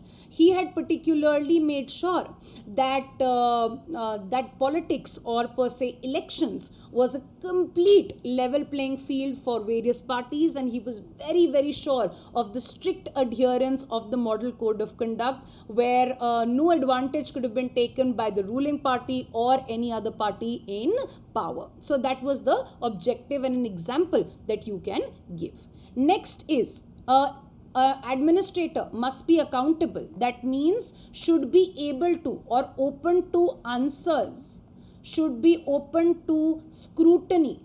Yes, should be open to scrutiny per se. So that is a open door policy as well under the code of ethics. Another part or value should be responsiveness. They should be responsive to the needs of the people. It is not that people are needing something else and you have not participated, allowed them to participate in decision making, and you do not know about their needs and specific problems. That particular civil servant must display, in the code of ethics, there must be a principle or nudging to display the highest form of dedication to public service, that is going beyond the call of your duty, upholding or prioritizing public welfare. So that is also important. Okay, dedication to public service is a important part. Another important aspect that can be a part of the code of ethics is soft skills related trainings, or being emotionally intelligent in order to perceive the emotions of the other, as well as being able to manage the emotions of oneself, to be sensitive enough to engage into conversation in important matters. So emotional intelligence also becomes a important point. Last but not the least, of course, display important values which are needed for public welfare, such as empathy, such as compassion, and such as specific focus and vision for the vulnerable sections. So this becomes important for any code of ethics to be formulated. Clear about this? Now, next, the soul of the new law. There is now, please understand, I think questions per se. In fact, this is a little based on the same lines. For example, when the National Education Policy of 2020 had come, they had asked the implication, the ethical implications or implications on the society because of the national education policy in GS4 as well. What they've again done is, if there is a law or there is a new law which is basically replaced, and this could be your introduction, the IPC, the earlier Indian Penal Code, which was formulated during the time of the Britishers, during the colonial government. And therefore you could say that because of this formulation, they are asking what principles or what are the new provisions basically, and what are they advocating? Which kind of justice are they particularly advocating? Is it a shift from the earlier notions of justice or not? Something on those lines. Okay. Now I understand this is difficult, so you can have very generalistic points that will also suffice. It will not be a problem. So your introduction simply means that BNS has, in a way, Sanhita is particularly replaced the IPC, which was a colonial law per se. Yes.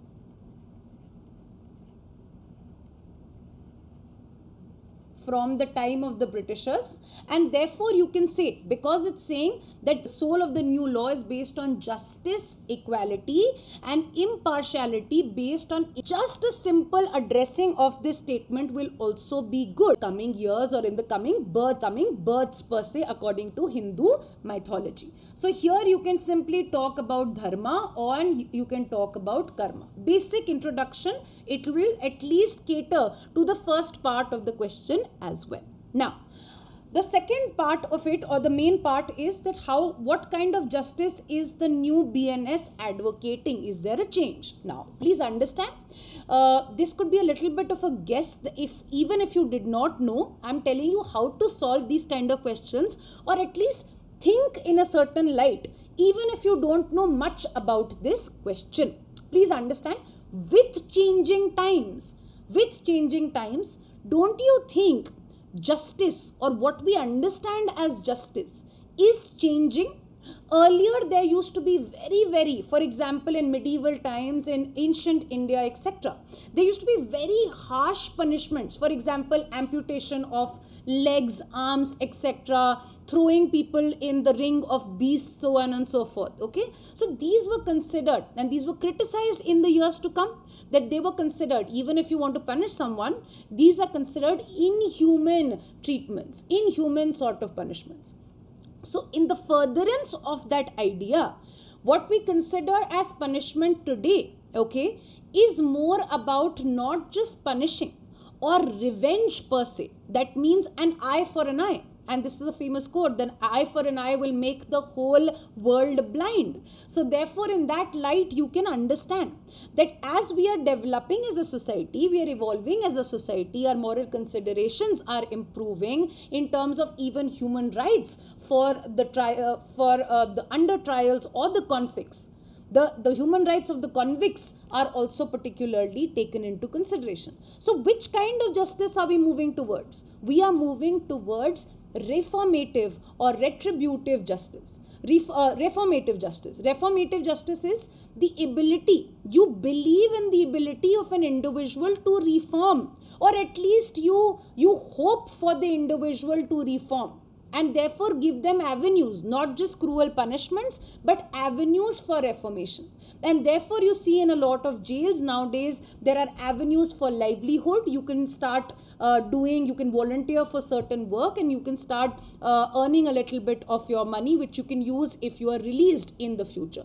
There are certain type of commutation of sentences in the case of exhibition of good behavior, so on and so forth. So what we are doing is we are becoming a little more tolerant, or the type of justice system that we are moving towards is towards rehabilitation and reformative justice. Clear about this? So that becomes our first point. With an evolving society, we are moving towards reformative, that believing in the ability of an individual to reform, and rehabilitative, that you believe that they can be integrated back into the society in the near future. Okay, so this kind of a justice is the key or the focus also of BNS, and therefore it is particularly saying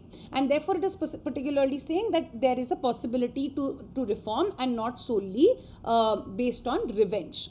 That is why a lot of minor offenses, the sentencing for minor offenses has been changed, the punishment for minor offenses has been changed so as to give that individual another chance of reforming. There are other things such as community service, which is a concept of the West, can also be introduced or is part of it also. So therefore you're talking about reformative justice. Okay. Second part of this is upholding human dignity. As I had said, also making sure that there are certain human rights that the under trials of the convicts also enjoy.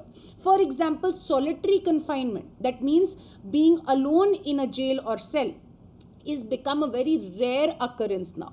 They're at least allowed to mingle with their inmates, the other inmates, and therefore human dignity approach is also upheld in the new kind of law that we have particularly spoke about.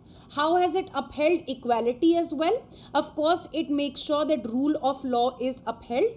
It also makes sure that, for example, a lot of laws have now, which were earlier just where the victim could only be a woman, now a lot of laws, for example, using force in order to disrobe a woman used to be a particular offense. The same offense has now become gender neutral. So if you use force to do the same in order to cause harm or in order to disrobe a man per se, can also be considered a offense. So gender neutral laws are also, gender neutral provisions are also a part of it. Okay. Next is fairness and proportionality. A lot of sentences and punishments will now be on the considerations of what is the nature of the crime and what kind of punishment or sentence should be given. And that is why even for the same type of crime, we take into consideration other factors. For example, the age of the victim. For example, if the victim particularly, for example, in rape related cases, if the victim is particularly suffering from some amount of disability, is not in a position to protect herself, if it is done by few members together, for example, gang rape, etc. So according to these situations, we have a term called the rarest of rare cases, where the proportional punishment will be given in order to also create deterrence for further crimes to not happen. Okay, so we are believing on the basis of fairness that if it is according to the degree of the offense, the sentences or the punishment will be proportional to or done that particular crime. Even in a case like that, we must go ahead and have a certain provision that is introduced, particularly criminalizing or making mob lynching a crime. So that is an important area or an important advancement when it comes to justice. That no, in a system like today where the justice system is in place, the criminal justice system, people cannot take justice in their own hands. It has to be a certain procedure that has to be followed. So that is an example. Again, sedition has been removed, for example, presence in the particular laws. So this is also amounting to certain type of justice. What do you mean? There was a lot of strictness. It was considered a draconian particular provision where any kind of small criticism also against the government was considered an offense. It was considered a penal provision or a penal offense. So any kind of legitimate criticism in a democracy should not be penalized. That is not fair and that is not just. And that is why we have made those changes as well. Okay. Last but not the least, a lot of changes have also been made so that accessing justice is not particularly become difficult. That means a lot of women-centric or victim-centric procedures are in place for speedy trials, for reducing the amount of trauma. For example, a lot of POXO cases, etc., are also in a way taken up in very child-friendly formats, etc. So victim-centric approach is also the focus. so that justice is particularly speedy, because delayed justice is denial of justice. So here are certain points that you can particularly talk about and you will be sorted. Now, next. Sixth question. In Indian culture and value system, an equal opportunity has been provided irrespective of gender identity. The number of women in public service has been steadily increasing over the years.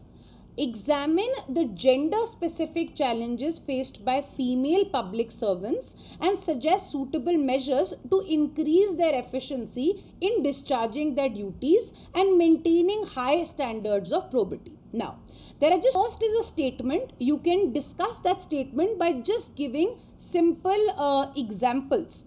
And the statement particularly saying that in Indian culture and value system, women or gender identity, irrespective of gender identity, opportunities have been enjoyed.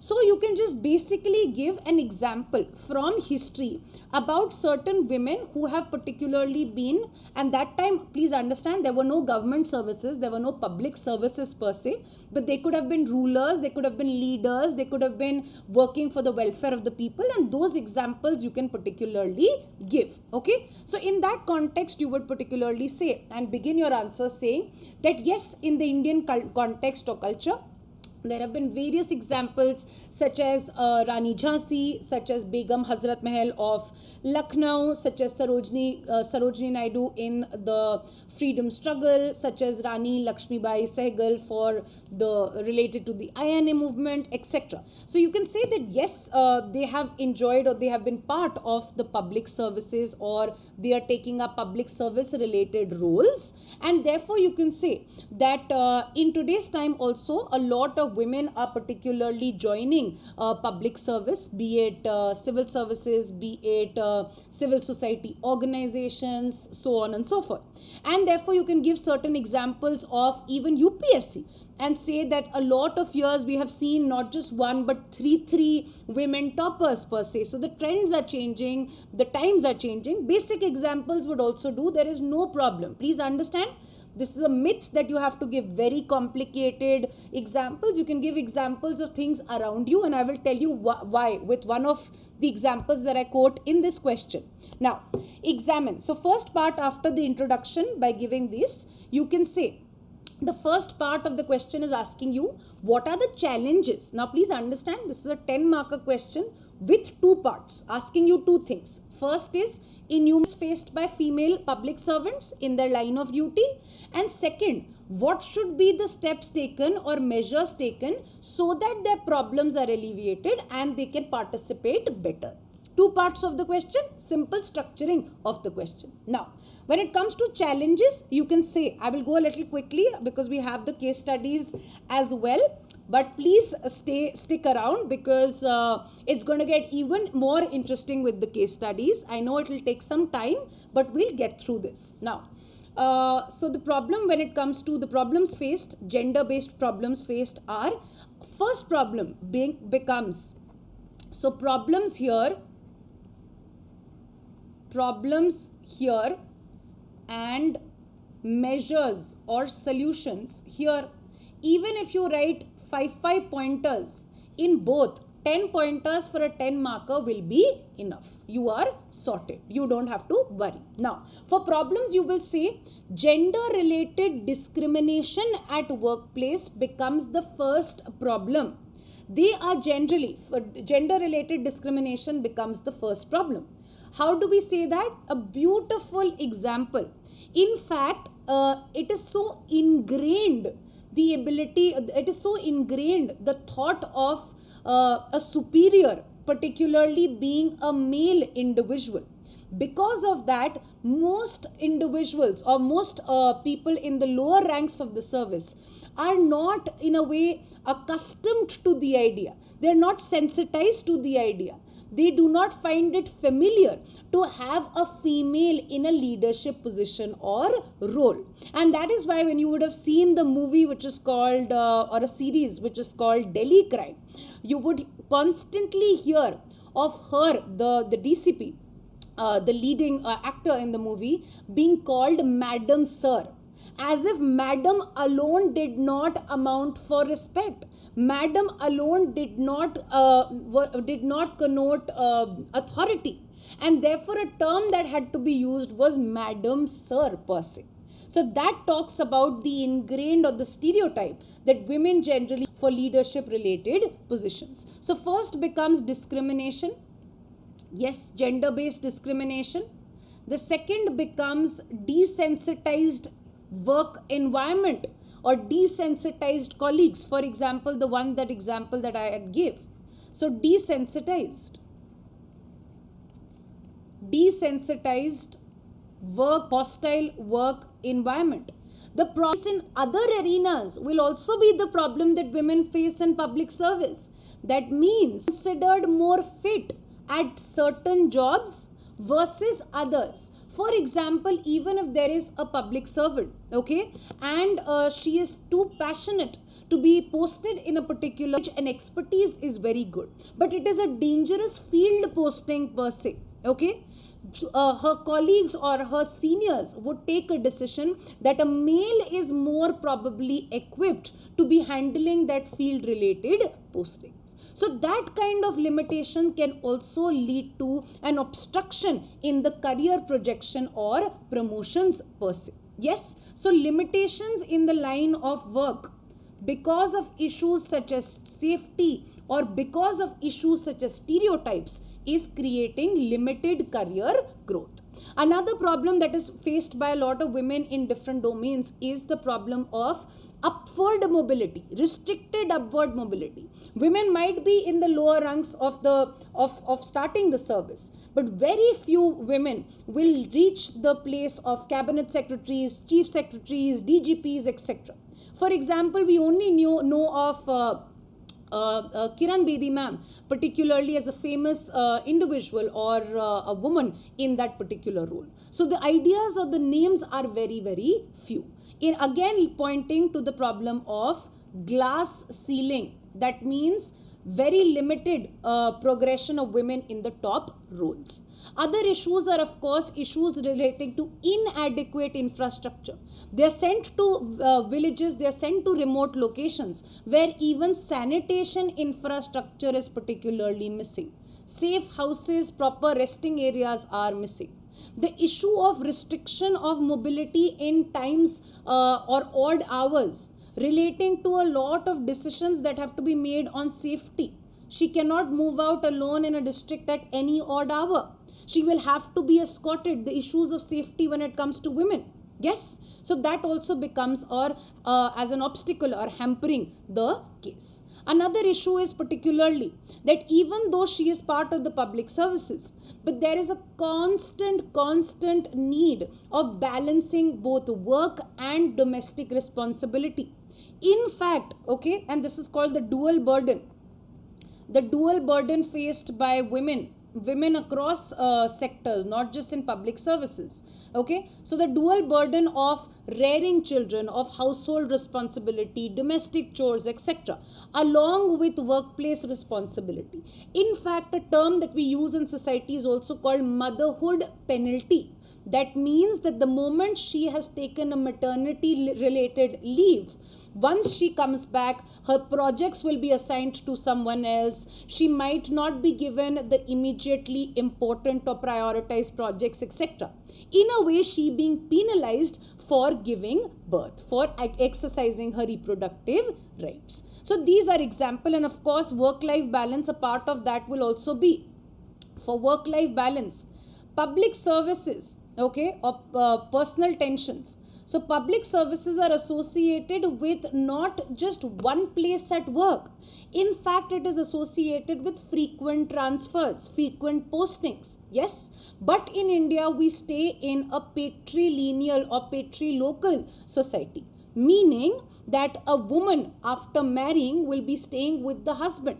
So more often than not, her posting does not lead to a whole household being posted, because more often than not, the spouse, a lot of times the spouses would not be okay with moving with her in from district to district, leading to a lot of personal problems as well. So these are issues. Now, measures. What measures can we take?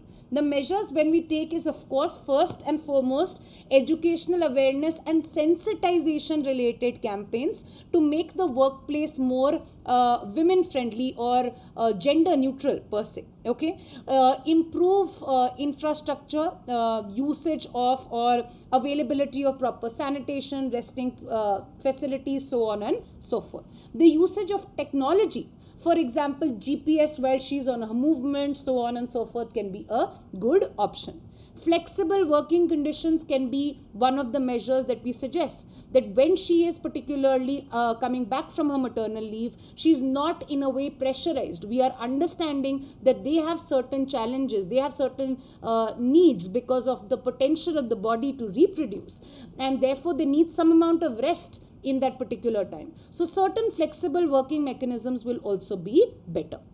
In terms of safety, here harassment, workplace harassment is a big problem, and in fact not really reported because of the whole power structures of seniority and juniors in the services per se. And therefore, you should have very strict implementation of the POSH Act. The ICC must be conducted or be formulated according to the rules. Independent probe must be there, and her voices must be heard. Last but not the least, in order to further encourage women's participation, we must encourage or popularize role models in the field of public services. Of course, example being Kiran Bedi ma'am. Her talks can be conducted in various areas, and therefore she can encourage a lot more girls who can become the officers of the future. So that is something that you can talk about. Next, Mission Karma Yogi is aiming for maintaining a very high standard of conduct and behavior to ensure efficiency for serving citizens and in turn developing oneself. How will this scheme empower the civil servants in enhancing productive efficiency and delivering the services at the grassroots level? Now, please understand, this is a particular mission. This is a particular program of the Government of India, which the aim of it is to ensure capacity building of the civil servant, of the present civil servants, in order to make them more respected, to ensure their constant upgradation of skills, and to ensure whatever skills that they particularly had at the time that they joined maybe the forces are not becoming redundant. So therefore perpetuating constant ongoing learning process. Okay, so what is this particular? So that can be your introduction. It is a capacity building program. Servants, simple. Okay, and therefore you can talk about what are the advantages of it, or what does it particularly. First things first, the scheme is particularly ensuring that we change our focus from the rules-based planning or rules-based allocation of services to a rule of public professionals. That according to the rule, there must be a simple progression, that you must be, if you are in this department, you can progress to the next stage, etc., etc. Role can mean that we will judge the kind, or you can display certain competencies, certain aptitude that you might be specifically good at, or you might be very sensitized as an individual, displaying very, very good soft spoken skills per se. So that is your aptitude. Therefore, your abilities will be best used if the role that we assign to you, or the role that you take up, is maybe when it comes to a department relating to children or welfare of the children, because that kind of an aptitude will come in handy, and we will optimally utilize you, that is the public servant, as a resource. So rules to roles based competencies, competency based allocation of responsibility is one part of Mission Karma Yogi. The second part of it is on-site learning. That means it is not just one theory-based learning in the beginning or training, but continuous on-site learning or training that it particularly advocates.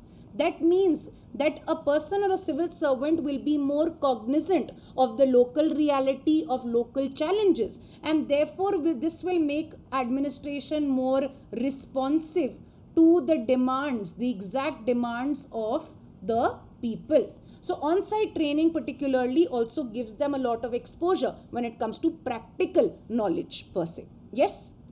Next, it leads to, or a part of it is behavioral change or behavioral related changes or soft skill development per se, sensitization related development per se. So that is also important.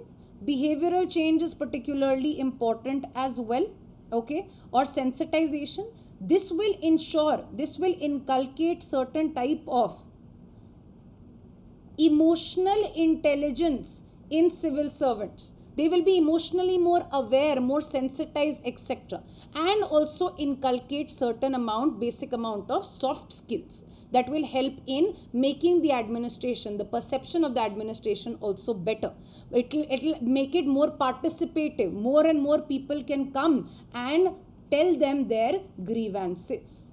Participative. If you are listening to them well, they will feel that they can come and tell you their grievances. So this will make the administration more participative.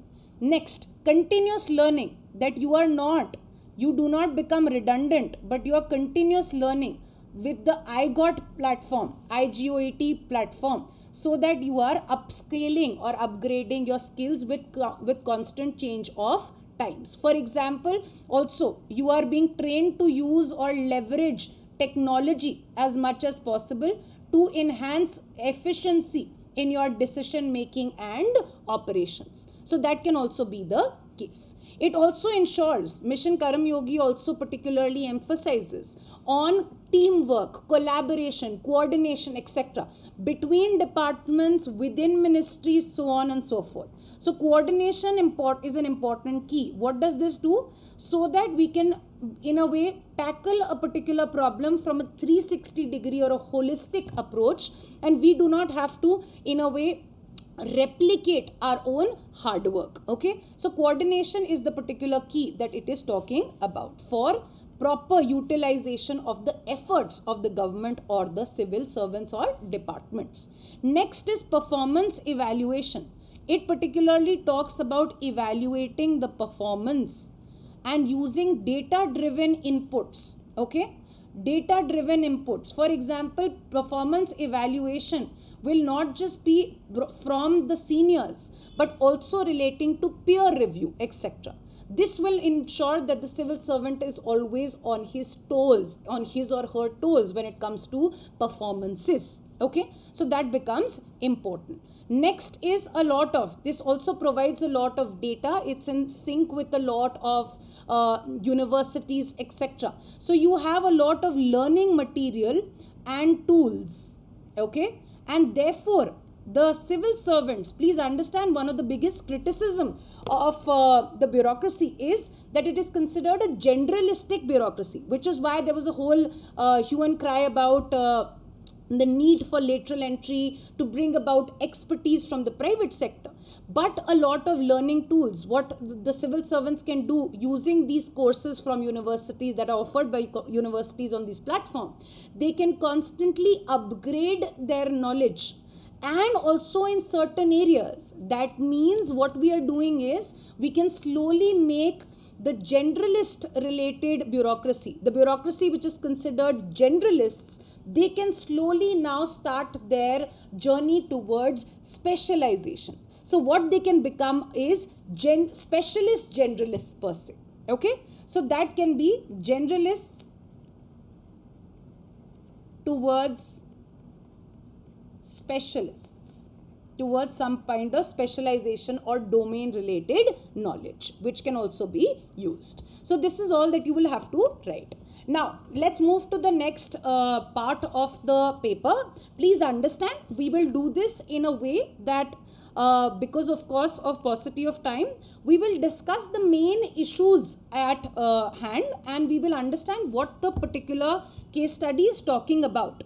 Every one word related discussion, we can let it be right now, because just a simple understanding and discussion of the case study will be sufficient for now. Let's discuss this quickly then. First case study. Now, for those of you, I'll read out the case study, but you can also do is that if you do not want me to read this, but you want to focus by yourself, when you're seeing this as a recorded lecture, you can always pause the case study and read it. So this particular case study, I'll go quickly, is about a company called ABC. Now, the statements or the points that are given to us are that ABC is a particular company and it is a technological company which is considered, which has a big reputation. It is considered second largest worldwide, but it is located in the third world. Third world means underdeveloped or developing countries. Okay, you are the chief executive officer and the majority shareholder. What your particular company is facing is that there are certain allegations or there are certain problems. The fast technological improvements have raised worries amongst environmental activists, amongst the regulatory authority and the general public over the sustainability of this scenario. Okay, you confront substantial issues about the business environmental footprint. Okay, in 2023, your organization had a significant increase of 48% in greenhouse gas emissions compared to the levels recorded in the previous the last 5 years. The significant rise in energy consumption. So basically, the energy consumption of your company is very, very high, and that is a cause of concern for a lot of stakeholders such as environmental activists, regulatory authorities, etc. Why is your energy consumption high? Because you are a technology company associated with artificial intelligence, and for artificial intelligence you require a lot of data. And a lot of data, when you're computing your data, you need very high processing, graphic computing softwares, you need a lot of quantum computers, etc. So because of that computational requirement of handling and mining so much data, what happens is that a lot of energy is spent in ensuring that these graphics softwares, etc. are run. And therefore that energy is generally derived from fossil fuel, increasing the carbon footprint of your country, of your company. That is why you are criticized on the basis. Okay, so that has led to the technology's proliferation has led to growing concern, resulting in the increase in warnings. AI models, especially those with extensive machine learning processes, lead to a huge energy consumption than conventional computers. Now, what it says is that we already have commitments to reduce our emissions by 2030, that is the Paris climate goals, etc. But the challenge to lower, what is the challenge faced by the particular individual? The challenge faced by the particular individual is that if I lower the energy demand right now, that I might suffer the problem that I might not innovate that is required for me to remain profitable. That is for me to continue creating AI-based products in the market, and therefore I might lose my particular holding being the second largest company worldwide. If I start focusing on environment-related measures and I stop or reduce my energy demand, my innovation will suffer, my profitability will suffer. But in the same case, what is happening is that in the long run, sustainability is suffering. That means the impact on environment, this kind of a production or use of energy is not sustainable. In this context, it is saying, what is your immediate response? What will be your immediate response to the challenge posed in the above case? Okay, let's do the first case, first say. So there are, please understand, in this case studies, it's easier because the structure is already given. There are 4 points given. You just have to answer the 4 questions. You do not have to make separate structures per se. So the first case is asking immediate response. Please understand, we will focus on almost everything.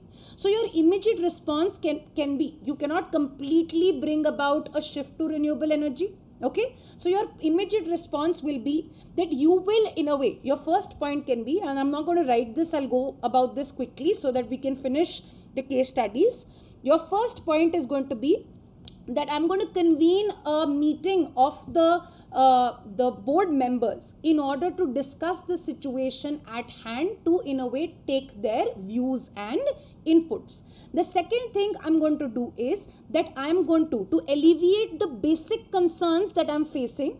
that is allegations or the problems faced by environmental activists, regulatory authorities, I must immediately release a statement of intention or a vision board or a vision for the future that we will be taken into consideration these concerns and making sure that environmental sustainability and concerns will be incorporated as subsequent inputs in our decisions for the future. So basic immediate statement will be important. Otherwise, it will look like the company does not care, and that can aggravate or escalate the problem of the situation at hand. The next you can say is that a certain kind of commitment can be displayed by immediate investment in certain carbon offset credits. For example, there are carbon offset credits if there are certain organizations, countries, etc., which have emitted less than what they are permitted to, or they have invested in renewable energy. You can buy their credits, you can invest in their credits, and they get advantage or they get extra money for bringing about that ecological change. So you can immediately invest in certain carbon offset credits to show your commitment for the same, to alleviate the concerns for the same. Okay. Then you can do is that if you need to know your further course of action, you must have proper data of what is happening in my company. So you can in a way initiate or order an independent audit or independent evaluation or survey to note that what is our current consumption, how has our consumption increased, and what are our future projections, on the basis of which we will make sure that we take our further decisions. So you can order that evaluation, because only on the basis of that will you make your future decision. Okay, and therefore initially you can also, what you can do is you can take the decision to start investing. At least if you start investing in renewable energy now, only then will you be able to diversify your energy sources in the future. So at least start the decision to start maybe using solar energy, so on and so forth. Now, so those will be your immediate ways or immediate responses. The second is discuss the ethical issues involved in the above case. What is the ethical issues? The ethical issue is a classic case study of development, that on one hand we have a technology company and it's important for new age technologies to develop, especially in the third world countries where there is always a lag when it comes to technological advancements. And the second issue is that this development is creating a huge impact on the environment per se, creating a dent on the environment.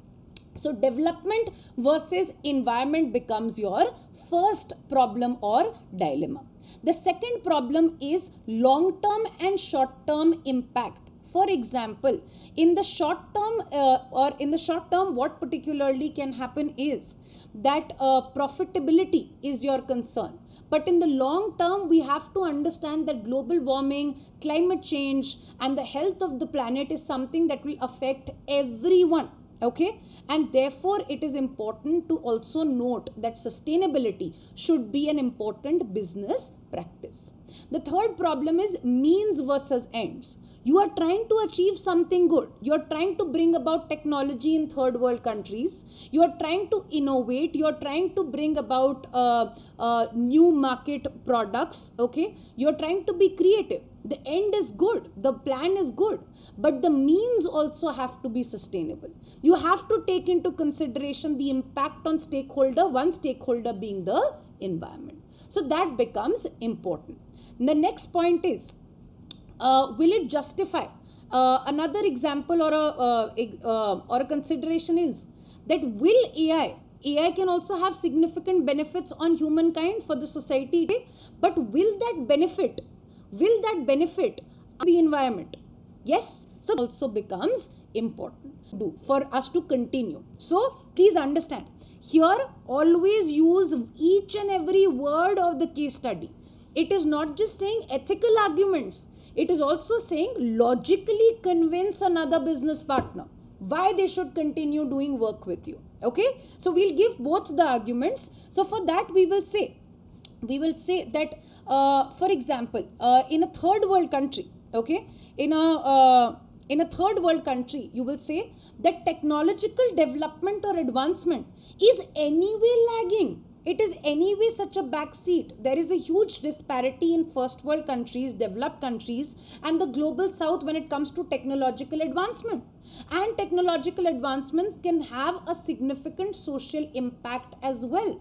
In fact, for weather related services also, or climate related services also, for the environment also, it can predict rainfall patterns, it can predict weather forecasting services, it can help in quickly mitigating or giving disaster related warnings per se, so on and so forth. So therefore you will convince that from an ethical point of view, AI also will have substantial benefits and positive impact on the country. Okay, and you will also give the example, okay, saying that because we are situated in the third world companies or companies situated in the global south are in the stage of still developing.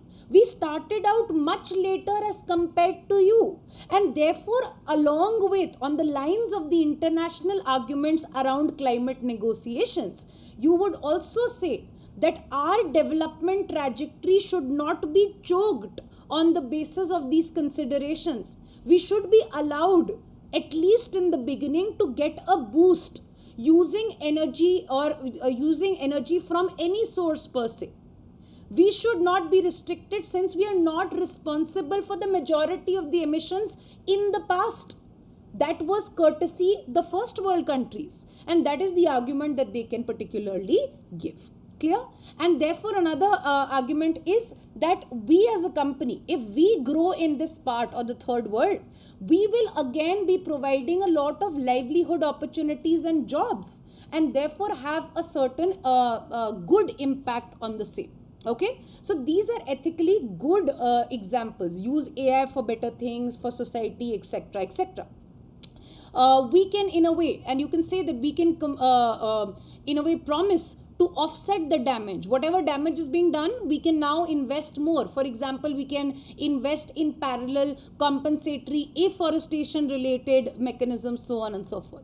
And logically, you can give the argument that since we are the second largest worldwide, so not doing business with us, okay, not doing business with us will lead to maybe certain amount of restricted market presence even for the technological giants, affecting their business opportunities. Okay, so that becomes important in the same. And also say that because we are situated in the developing countries, our demand for our products, when income increases, demand for technological based products will increase. So we have a very, very promising future per se. So you must continue doing business with us. So that is a logical argument. Next, being a conscious being, what are the measures would you adopt to maintain balance between AI and environmental footprint? The same arguments you can give particularly in the case of commitment to investing in diversifying our source of energy, for example, renewable energy, commitment to that. Ensuring immediate carbon offset related investments can be made.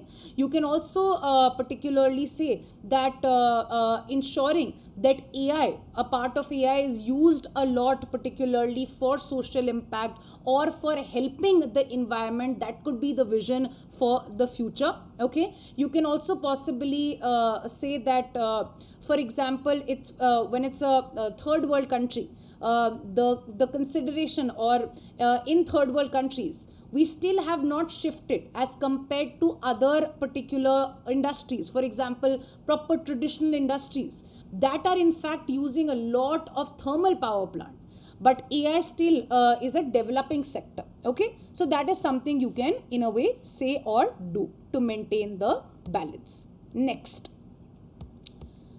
now Raman is a senior IPS officer. He has recently been posted as a DG of a state. Among the various issues and problems and challenges which needed his immediate attention, there is a problem where he has been posted.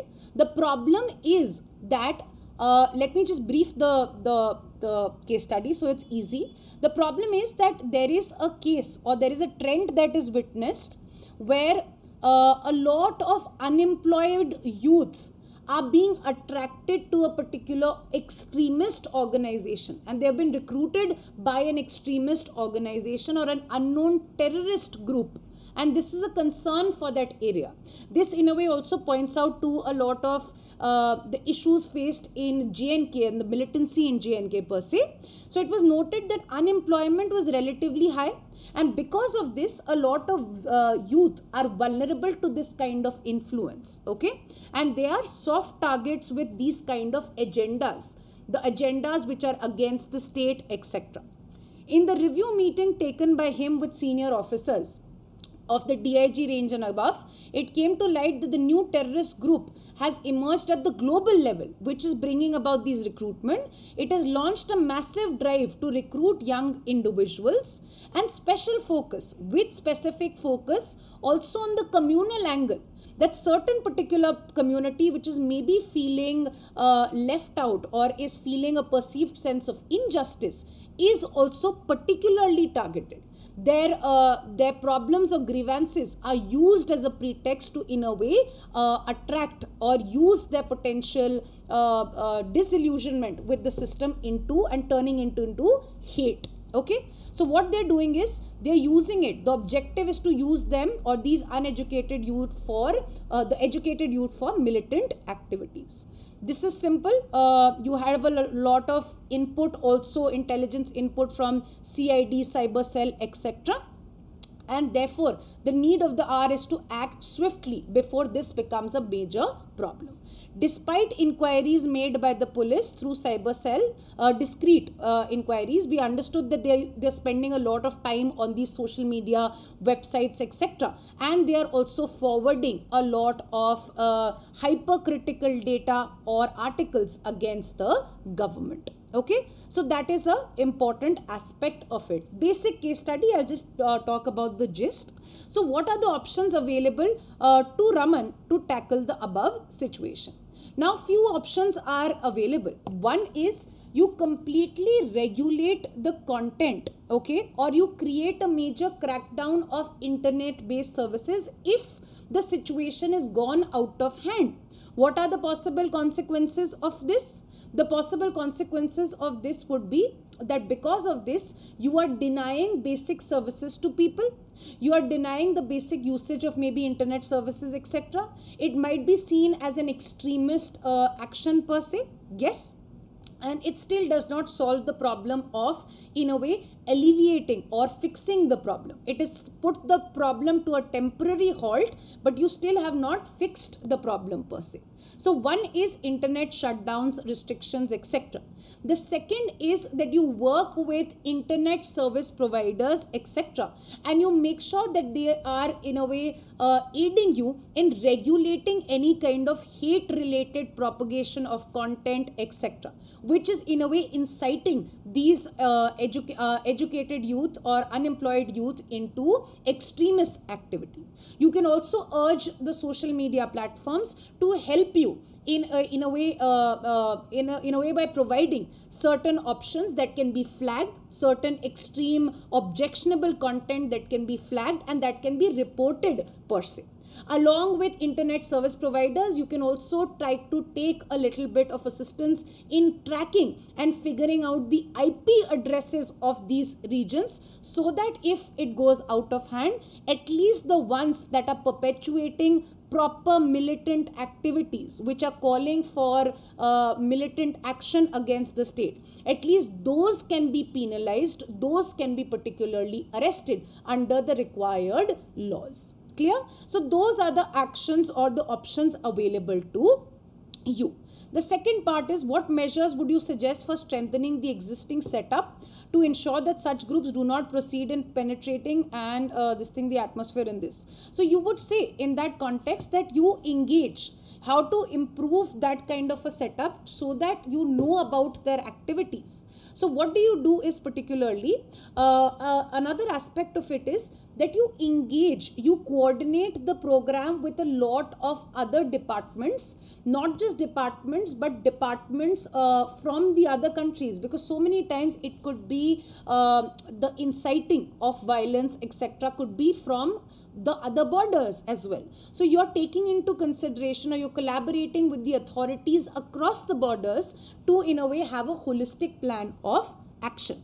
You can also set up, please understand, a lot of time anger against the particular government, anger against the particular situation is because there is no legitimate outlet for that anger to come out. So what you can do is you can place proper grievance redressal mechanisms in which you can in a way use, which can be used by the educated or the people who feel disillusioned or who have a problem. They can communicate their problems, and therefore it is a legitimate way to do that. What you can particularly do, okay, you can particularly engage a lot of community related leaders, a lot of respected leaders, specifically maybe leaders of a particular community that is in generally targeted. So those leaders can particularly give speeches and at least try to halt this process. They can convince the youth that you are misguided. This kind of a path leads to only destruction and not any productive this. They are in fact using you as a tool to further their agenda. They are using indoctrination, radicalization techniques, etc. So those kind of words of a piece of advice from the local leaders will be better. Yes, so that is something that you can particularly do. The next you can do is that you can also crack down on certain IP addresses and create or lead to those particular arrests if you can find out the route or certain areas, and therefore lead to or set an example, create deterrence for this kind of a procedure to continue. Okay, the next important factor is that you must address the root cause of the situation, and for that you will say that I will make sure that mainly why they are vulnerable, why they are particularly vulnerable to these kind of agendas is because they feel disillusioned, because they feel that there is a certain level of development that was needed in the state that has not happened, which is why they do not have opportunities. So therefore you give them a lot of sometimes increasing entrepreneurship related activities, credit related activities for starting out own enterprises, ensuring livelihood promotion in those regions. That becomes an important factor which will go to solve the problem in the long term. Is that is important? Yes, so that is again important. And then you can also say the last part in the above scenario, what action plan would you advise for enhancing intelligence gathering? So for intelligence gathering, the first things first you can say is excessive use of technology. We can use and understand data. We can analyze data quickly. We can check data. Of course, we have concerns of privacy, but we can engage or scroll through data. We can use AI, predicting or understanding which are the certain pockets in which these kind of activities are particularly prevalent, so on and so forth. Yes, you can have certain types of surveillance using these technologies as well. And for intelligence gathering, you will say that local conditions are best understood by local informants. So you will see initiatives as well to ensure that you are in a way aware of any kind of discontent that is brewing in even the remotest part of the state. Basic understanding of the case study. Let's come to the next one.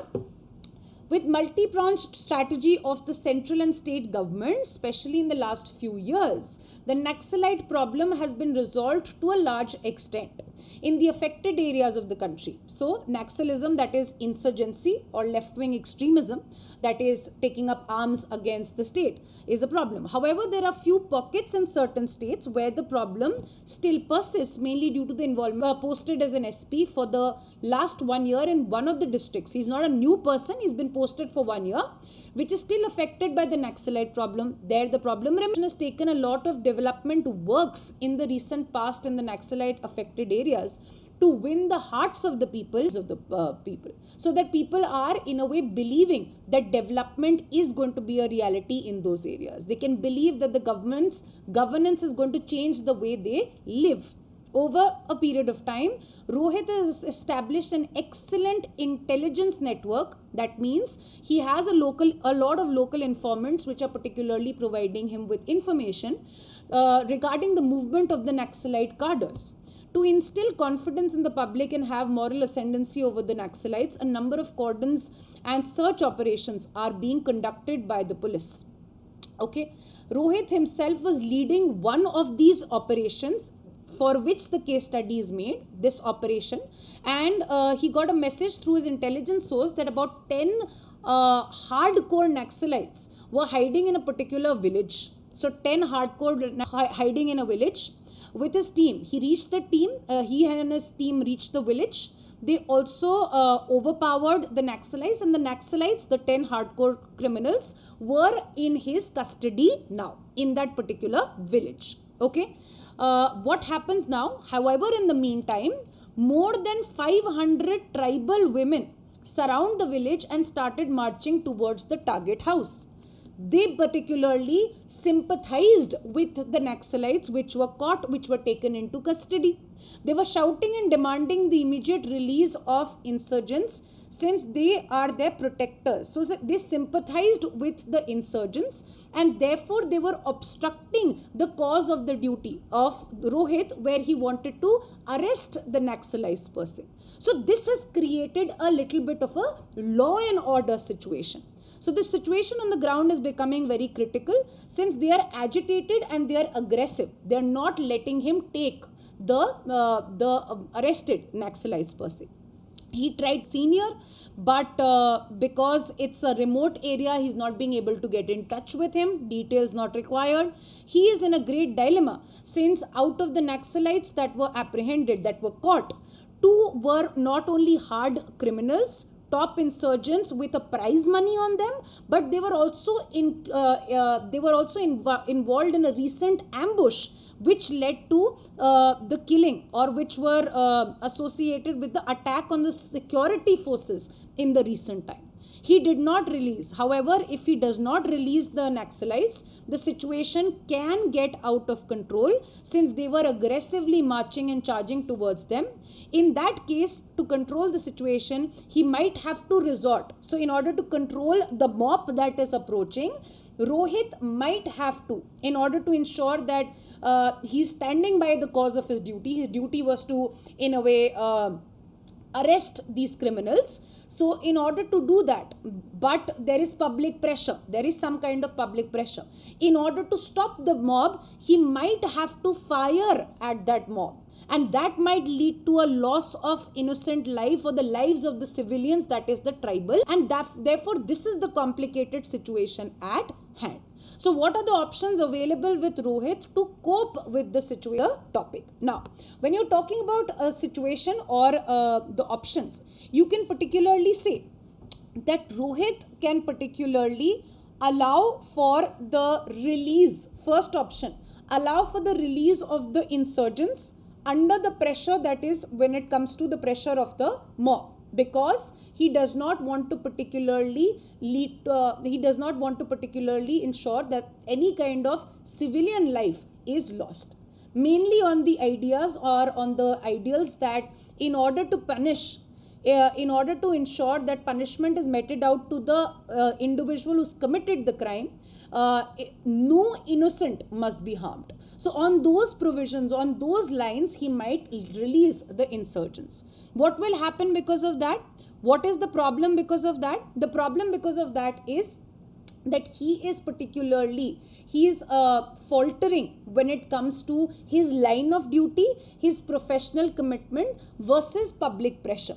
He is also allowing, this might have a very detrimental impact on the morale of the security forces who work tirelessly, risking their lives in order to catch these criminals. Okay, so that becomes a huge issue. What are the positives? The situation will be resolved in a way for the immediate time period, but the long-term consequences are these insurgents will create further damage in the years to come if they are set out free. It's almost like a hijack situation, isn't that? The second is that you particularly, so the idea is between civilians and the gains of arresting the dreadful extremists? Are you willing to give up, or are you willing to hurt civilians because they are causing an obstruction of your duty? So the second is that no, the Rohit should not release Rohit should not particularly release the insurgents or give in to that demand, take a very hard line of stand, and therefore resort to firing if need be, but make sure that whatever the call of duty is, it is not particularly diluted, even when it comes to public pressure, even when it comes to a threat to his life, even when it comes to some amount of collateral. It is a particular option that he has. What are the possible consequences? The possible consequences is, yes, we will be able to arrest and have a substantial gain when it comes to a successful operation per se. The second substantial gain is that it will create a kind or set a type of a precedent that the security forces particularly have a no compromise policy, even if you are a civilian, which we share a good rapport with, because that is what is mentioned in the Rohit case, that Rohit has been posted there for 1 year and has a good, in that case, they are not willing to compromise. If you are obstructing, we will treat you as a person who is, okay, so that line of stand is particularly established. But the problem is that because of this very hard approach, what can happen further is that it can perpetuate or increase or amplify Naxalism or insurgency in that region. Whatever hearts we were about to, we could win by that time, even those people could now turn against the state, which could have adverse or more repercussions. Okay, so that becomes a problem as well. Yes, next. And in that case also the possibility could be a legal challenge for him. There could be an inquiry if he does the job. There could be an inquiry if he doesn't do the job. Okay, so that becomes a problem. The third part of the statement is that he tries, or third way is that first tries every possible method.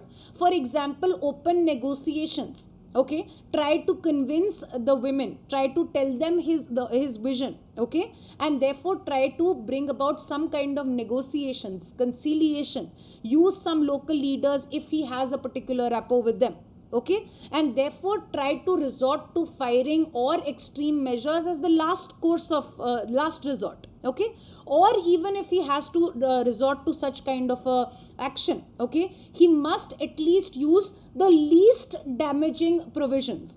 For example, he maybe give a lot of threatful related announcements that we are supposed to, or we are going to fire anytime.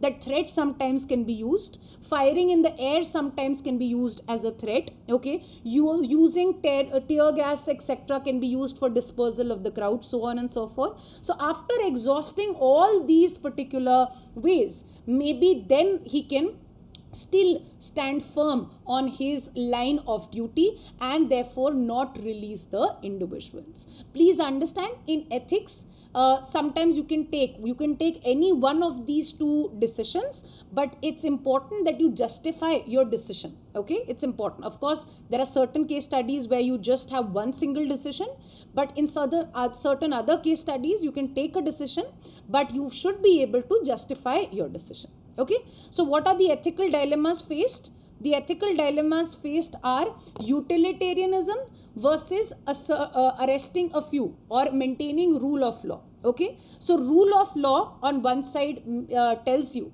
that according to the rule book, it is important to arrest these dreaded insurgents. They are creating a lot of problems, a lot of issues in the area. Versus utilitarianism is saying that maximum number of people should benefit. That means maximum number of civilians must not be hurt. So that is a dilemma that you particularly have. Long term versus short term. That means for the short term, I might release the individual, but the long term impact will be dreadful of the same. Short term, I might arrest the individual, but maybe long term consequences of a very hard line of stance with the local population can further the problem of Naxalism. Yes, So that becomes important, absolutely. Okay. And next problem is, which of the options do you think would be more appropriate? Again, I said you can choose any one of them and justify the same. In the present situation, what are the extra precautionary measures to be taken in dealing with women protesters? I've already told you. If you have women professionals along with you in the team, that is, if Rohit has, he can make sure that they are in the first line of defense, so that any kind of accusation on the armed forces is not particularly accused of. You can also say that we will engage with communication, we will try to open negotiation, you will try to use all crowd dispersing techniques, and only as a matter of last resort will we do that. Also, we will ensure, Rohit must ensure, that in a time like this, or in a troubled time like this, or in a very sensitive situation like this, everything is well documented, so that tomorrow if his decision, or for example recorded using a phone camera or something, so tomorrow if his and his team's decision is particularly questioned, they are at least being able to defend themselves and in a way explain their line of thought. Clear? Next. Sneha is a senior manager working for a big reputed hospital chain in a mid-sized city. Okay, that means she is working for facing certain financial particular difficulties, and a big supply order or a vendor order like this might help them recover financially. At the time, allocating the contract to her brother might bring, so at the same time, if she does that, she will be in a way accused of favoritism, of nepotism against her, and therefore this will tarnish her image. But the hospital management has a lot of trust in her decision making and would fully support any decision that she takes. That means she has full autonomy in taking decisions. That is the amount of trust she enjoys in her workplace. What should be Sneha's course of action? Okay, simple case study. Let's discuss this. Now please understand, I had mentioned in our QEP batches that conflict of interest is such a recurrent theme in ethics GS paper 4 that sometimes it is asked in a theory based question. If it is not asked in a theory based question, it is more often than not asked in the context of a case study. What do you mean by conflict of interest? And this case study is a true example of that. It simply means that conflict of interest refers to a particular situation where a person's personal interest, okay, a personal interest in something can influence their professional performance of duty, okay, or their professional performance. That means they might not be objective in the performance of their duty, or may be influenced by certain possible gains or possible relationships. That is a possibility. Similarly, in this case, the possibility is that Sneha, her professional duty is to use objectivity, that is, use facts, merits, pros and cons, and evaluate who is the best bidder. Yes, but her personal interest, that means her willingness, or her, she will obviously want to be nice to her brother. She will have certain amount of affection to her brother. So therefore, her personal interest can in a way affect her judgment and maybe affect the objectivity of her judgment. Did you understand? So that is a classic case of conflict of interest. But again, in this, she might still be very objective.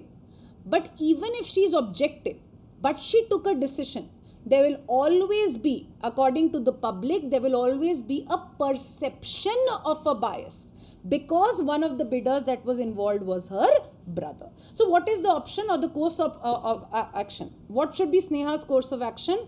How would she justify what she chooses? So she has certain choices in front of her. Let's discuss what her choices are. So first choice is that she establishes an impartial evaluation process and very specifically make or put this in public domain, that these are the criterias on which our company will be selecting the bidder. Not just specifying the criterias, but also specifying the weightage, that your quality of equipment will have 50% weightage, your years into the industry will have 5% weightage, your post service deliveries and services will have 10% weightage, so on and so forth. Therefore, the discretion or the time or the area of personal discretion will reduce. The scope of personal discretion will reduce, along with setting up certain, along with transparently putting out this, she can do is, she can say that I will not, she can in a way make the management aware of a possible condition, that this condition has arisen, and in this I should not be the only one or the sole person taking a decision.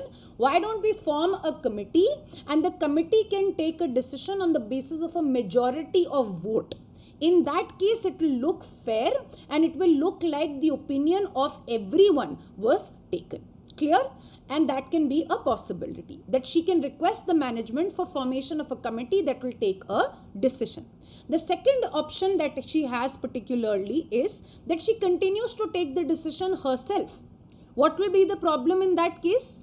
The problem in that case will be that even if she takes a decision on the most objective criteria, please understand, in public domain, not just justice or fairness is required, but the perception of justice and fairness is also equally important. So therefore, there will always be allegations. If anything goes wrong in the coming times, there could be allegations in the future that she in a way led her personal interest tied over her professional duty, and therefore she favored her brother.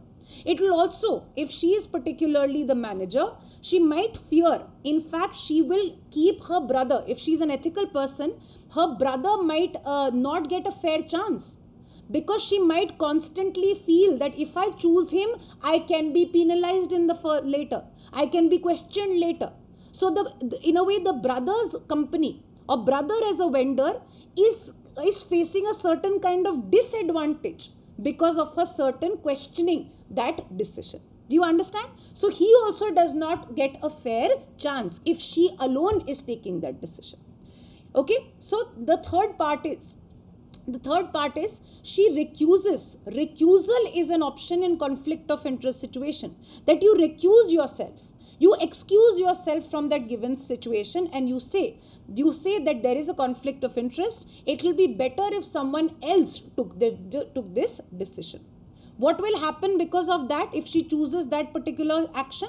It will happen that maybe her company says that were you not competent enough to restrict your personal bias and still take a decision? Were you so weak enough that you could not take an objective decision? Yes, they can say that.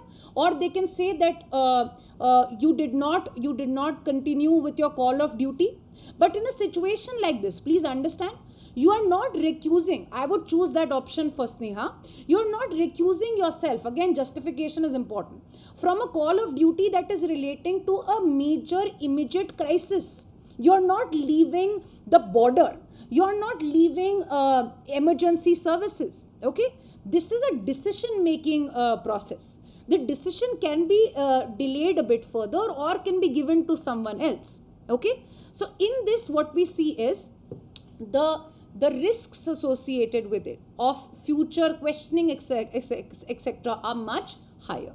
So therefore, she can particularly choose the option of maybe being a part of the committee, or she can recuse herself and therefore, in a way, enhance not just her image, uphold the trust that is reposed into her by the company, or generally, in a way, favor the company's interests. Okay? So that can be an important factor.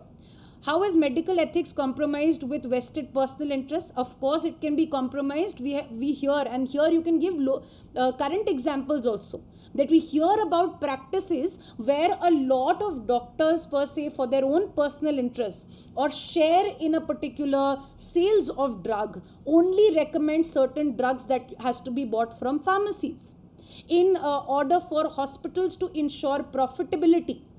They can in a way give very substandard devices, for example substandard stents for angioplasty etc., which can maybe lead to not the best treatment that is given to the patients. And medical ethics particularly suggests that patient welfare and their health must be prioritized, not personal gains or economic interests. Yes, so that is something that you can particularly talk about. Clear about this? Next. With the summer heat being exceptionally severe this year, the district had been facing severe water shortage. The district collector has been mobilizing his subordinate officials to conserve the remaining water reserves for preventing the district from plunging into a acute water crisis. There is a water crisis situation. There is an absolute need to conserve the remaining water resources. Along with awareness campaigns for conserving water, strict measures have been taken for stopping the over-exploitation of groundwater. In fact, vigilance teams have been deployed to go from villages to villages and find the farmers who are drawing water from bore wells or from river reservoir for irrigation. The farmers agitated by such action, that is, they are being obstructed, they are being stopped from using water for their livelihood purposes. A delegation of farmers meet the district collector with the complaints that while they are not, they say that you are accused of favoritism, and they are saying while we are not being allowed to irrigate our crops, you are allowing for industries to particularly draw huge amounts of water.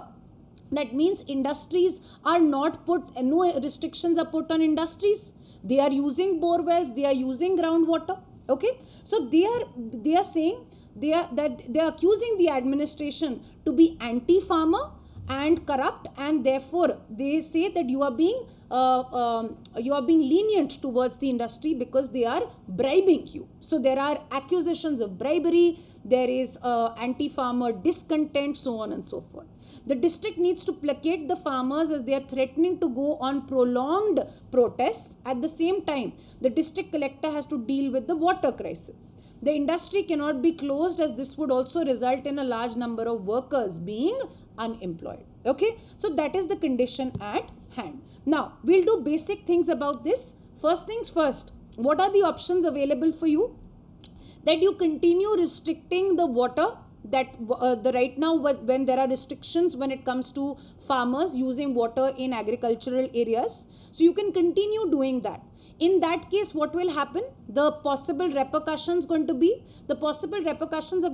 that the agitation of the protests might escalate.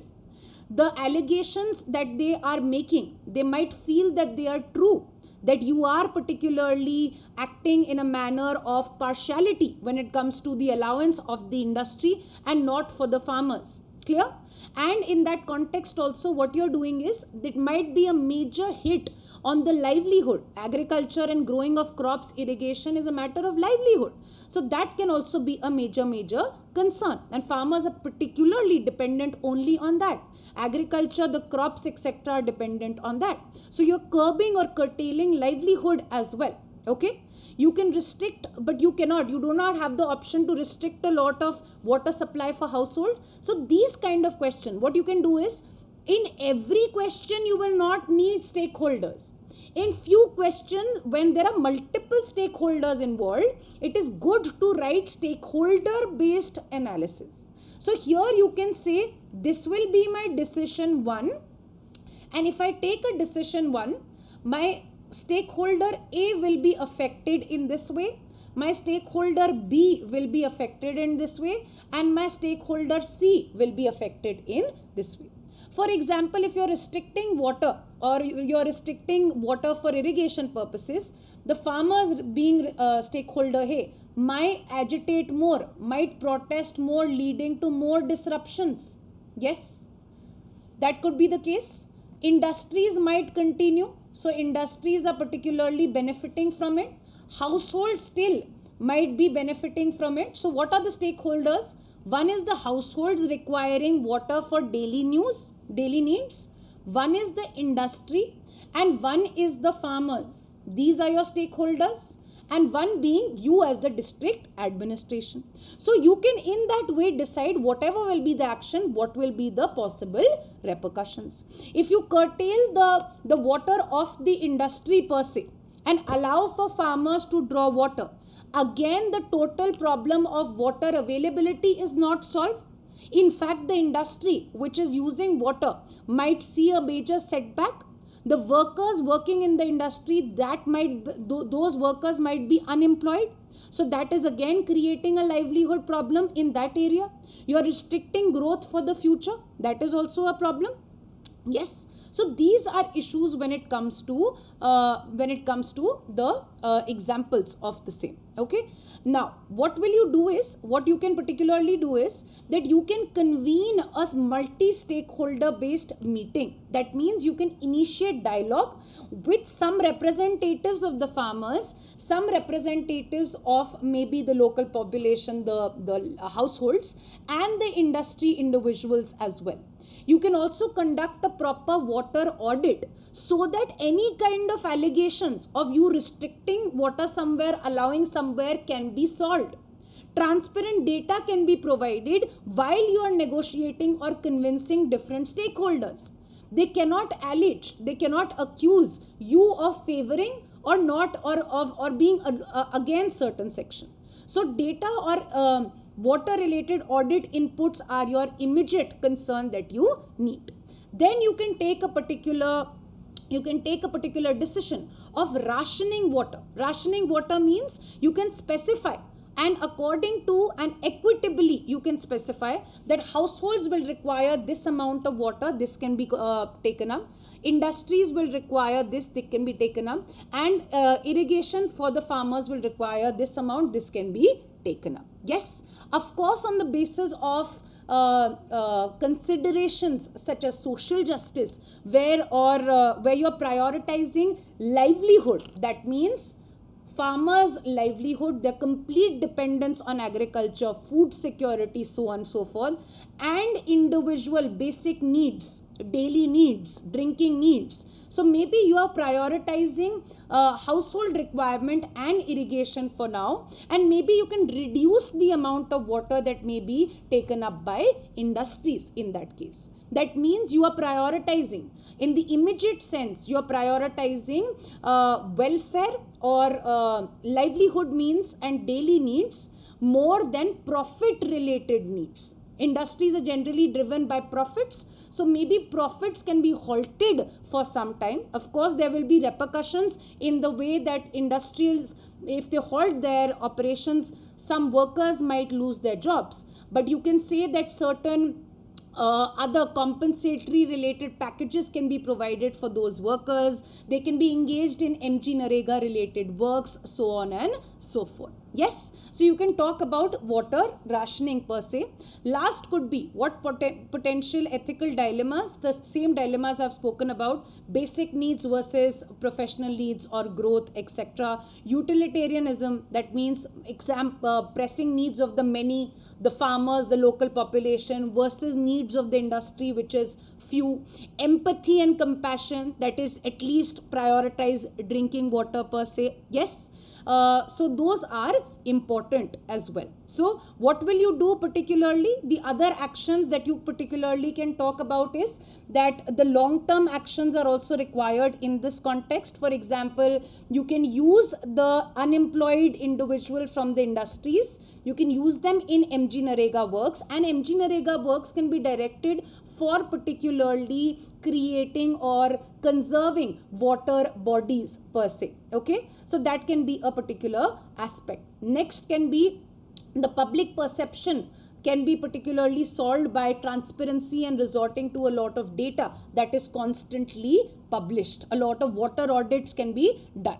Okay, so that becomes important. Other investments also, for example, the farmers in the long run can also be encouraged to take up sustainable practices such as drip irrigation and so on and so forth. Yes, so that becomes your general awareness of it. Last, Dr. Srinivasan is a senior scientists working for a reputed biotechnology company known for its cutting edge research in pharmaceutical. It's a very well-known company. It's creating a lot of new drugs, etc. He is heading a research team working on a new drug aimed at treating a rapidly spreading variant of a new viral disease. So a new viral disease variant is spreading, it's increasing, its burden is increasing in terms of disease incidence, and you're working on a drug which can solve or which can treat that particular variant. The disease has been rapidly spreading across the world, and the cases reported in the country are increasing. Now, it is a huge pressure on Mr. Srinivasan's team to expedite, that means quicken, fasten the trials for the drug, as there is significant market and demand for it. And the company wants to get the first mover advantage, that means be the first to introduce the drug and therefore get a lot of profits. During a team meeting, some senior team members suggested that some shortcut can be taken to fasten the process. That means we can fasten the clinical trials for drugs. Okay, we can take a shortcut. We do not have to be so exhaustive. Clinical trials are safety trials which are done in a regulatory manner.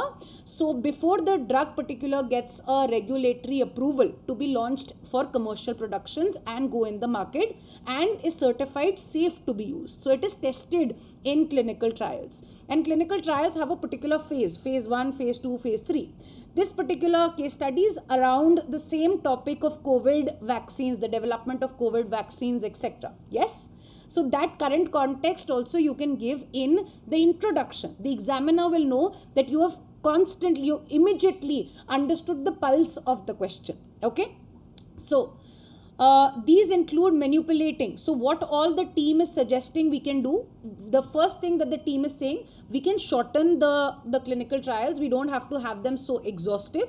Second, they are saying that there are certain data suggesting certain side effects of the drug. So we can manipulate the data. Maybe if we had to show that fever is a side effect, we can reduce that amount. Maybe if we say blood thickening or cardiovascular issues later in the future are a side effect, we can reduce the number of people who had that, you know. So that kind of a data is manipulated. Okay. And selectively reporting positive results. Forging the process of informed consent. Okay. And a lot of people without their consent will be made part of clinical trials. Okay. And also using certain elements and compounds which we have not created as the company, but another company has created. They have a patent, but we are almost trying to steal that formula. We are trying to use that formula so that we do not have to waste time in creating that compound from scratch. We will use their patented product from a rival company. Okay. In a way. So, okay. So Mr. Srinivasan is not comfortable taking such shortcuts. At the same time, realizes meeting the targets is impossible without using these means. Basically, it has been told to you in this case study that without doing all this, it will not be possible to release the drug in a short span of time. Okay. And Mr. Srinivasan is a man of integrity. He is not okay giving into these kind of demands and shortcuts. Okay. So that is a classic case study. Let's understand what do we do in this. So basically you can, for current context introduction, you can say it is very similar to the COVID case where vaccine development was fastened and a lot of companies maybe were taking a lot of shortcuts, etc. And therefore we still don't know, in fact still don't know the long-term impacts of the vaccines particularly that we had taken. This had also come because of the study that came after the Covishield controversy as well. So this case study is derived from those current affairs. So you will say that even in the face of the severity of a disease particularly, there is an urgency to release, and that is the matter at hand. But Mr. Srinivasan here must exhibit high levels of integrity. That is, even in the case of pressure or push by the professional commitment, he will not give in to these kind of demands. Okay, so that is a particular idea. What all possibilities does he have? First is he can give into the demand. What will happen if he gives into the demand? That he can possibly, there is a possibility that the drug is going to save the lives of the individuals that was being harmed by the new variant. That is a possibility that you'll save lives. Okay. Second is, if he gives in, the company might get a lot of benefits because they will be the first mover. They might gain a lot of profits. Okay. The third is that he will not have to go against the will of the company and not fight them professionally, not in a way take the hard course per se. Yes. So those are the advantages per se. What are the disadvantages related to it? The disadvantages particularly are that we do not know about the risks involved. The risks involved when it comes to this drug. It has not gone through proper clinical trials, and therefore the possible risks that it could lead to far outweigh the benefits with this kind of a shortcut. Okay, it's a classic case study between ends and means. Ends, you want to expedite the process, you want to formulate the drugs, but your means should also not be compromised in the process. That is what the concern is. Okay. And if something goes wrong in the future, Mr. Srinivas, who is a renowned scientist, his reputation is at stake. Even the company's reputation is at stake. The third problem can also be a lawsuit, because they are particularly talking about stealing a patent, using a patented version.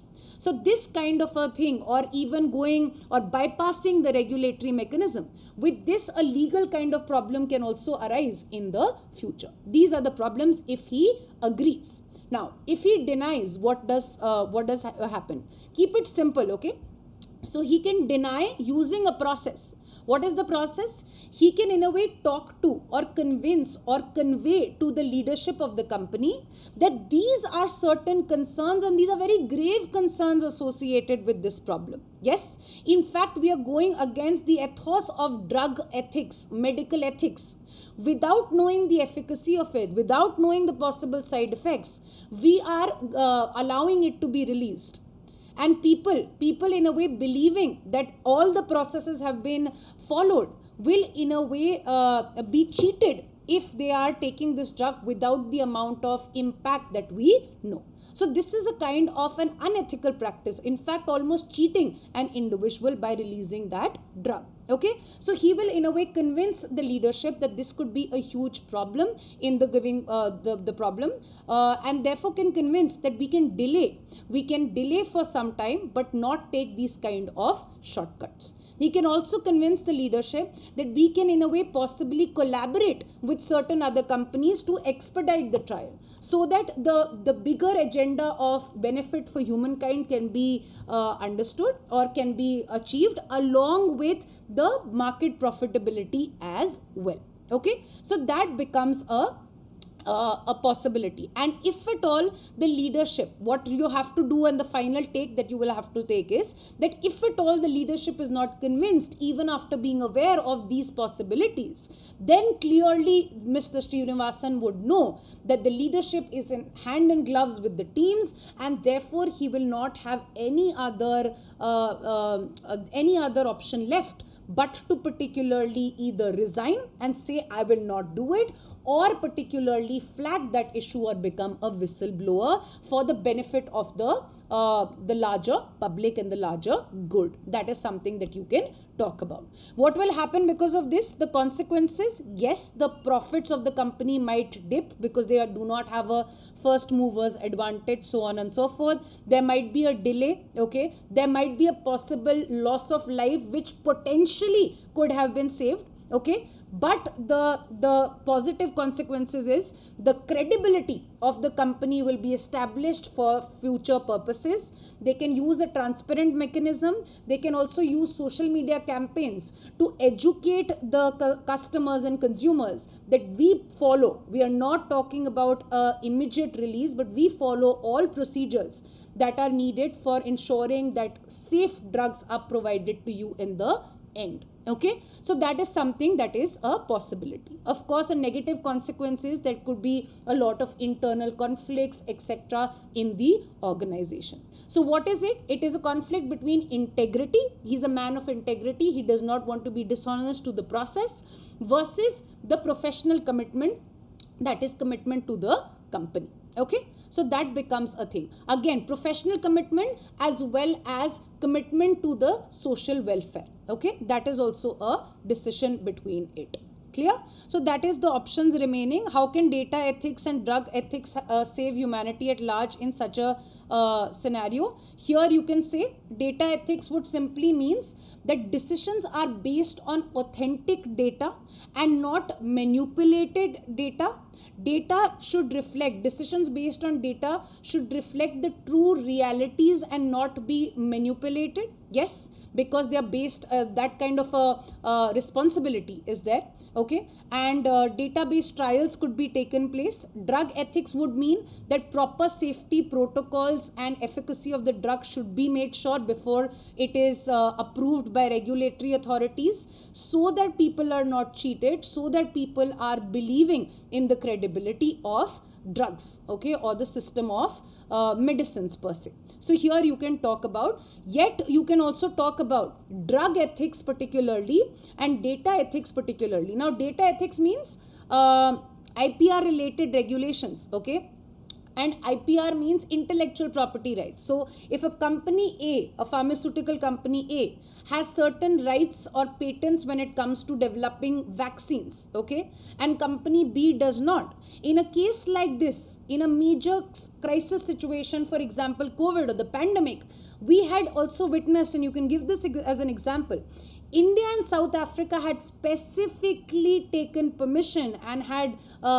created a whole campaign demanding by WTO, TRIPS, etc., that there should be certain amount of time, for certain amount of time, no IPR related regulations should exist when it comes to the development of vaccine, because this is the priority to save the humankind. So this kind of exceptions such as compulsory licensing, where the government can allow for certain patents to be used if it's for immediate manner, for saving lives, for good drug trials, etc. So that is data ethics, that is drug ethics per se. Yes, so certain kind of amendments to be used for the benefit of mankind. Yes, so that is important, and that is all. So with this we come to an end for today's session. I hope you could sit back till the end. I know it was a very exhaustive and a long session. Thank you so much for your patience. If you have liked the initiative, please pour your love in the form of comments, likes, subscription for the channel. Also make sure, please understand, ethics is always a very interactive subject. It is not a subject which has one simple plain textbook based answer, which is what makes it interesting. So I would love to hear about a lot of ideas and your opinions on different questions, new examples that you can particularly give. We can all use the comment section as a community to learn a little more. So feel free to do that. Thank you so much. We will see you again next time. Bye bye.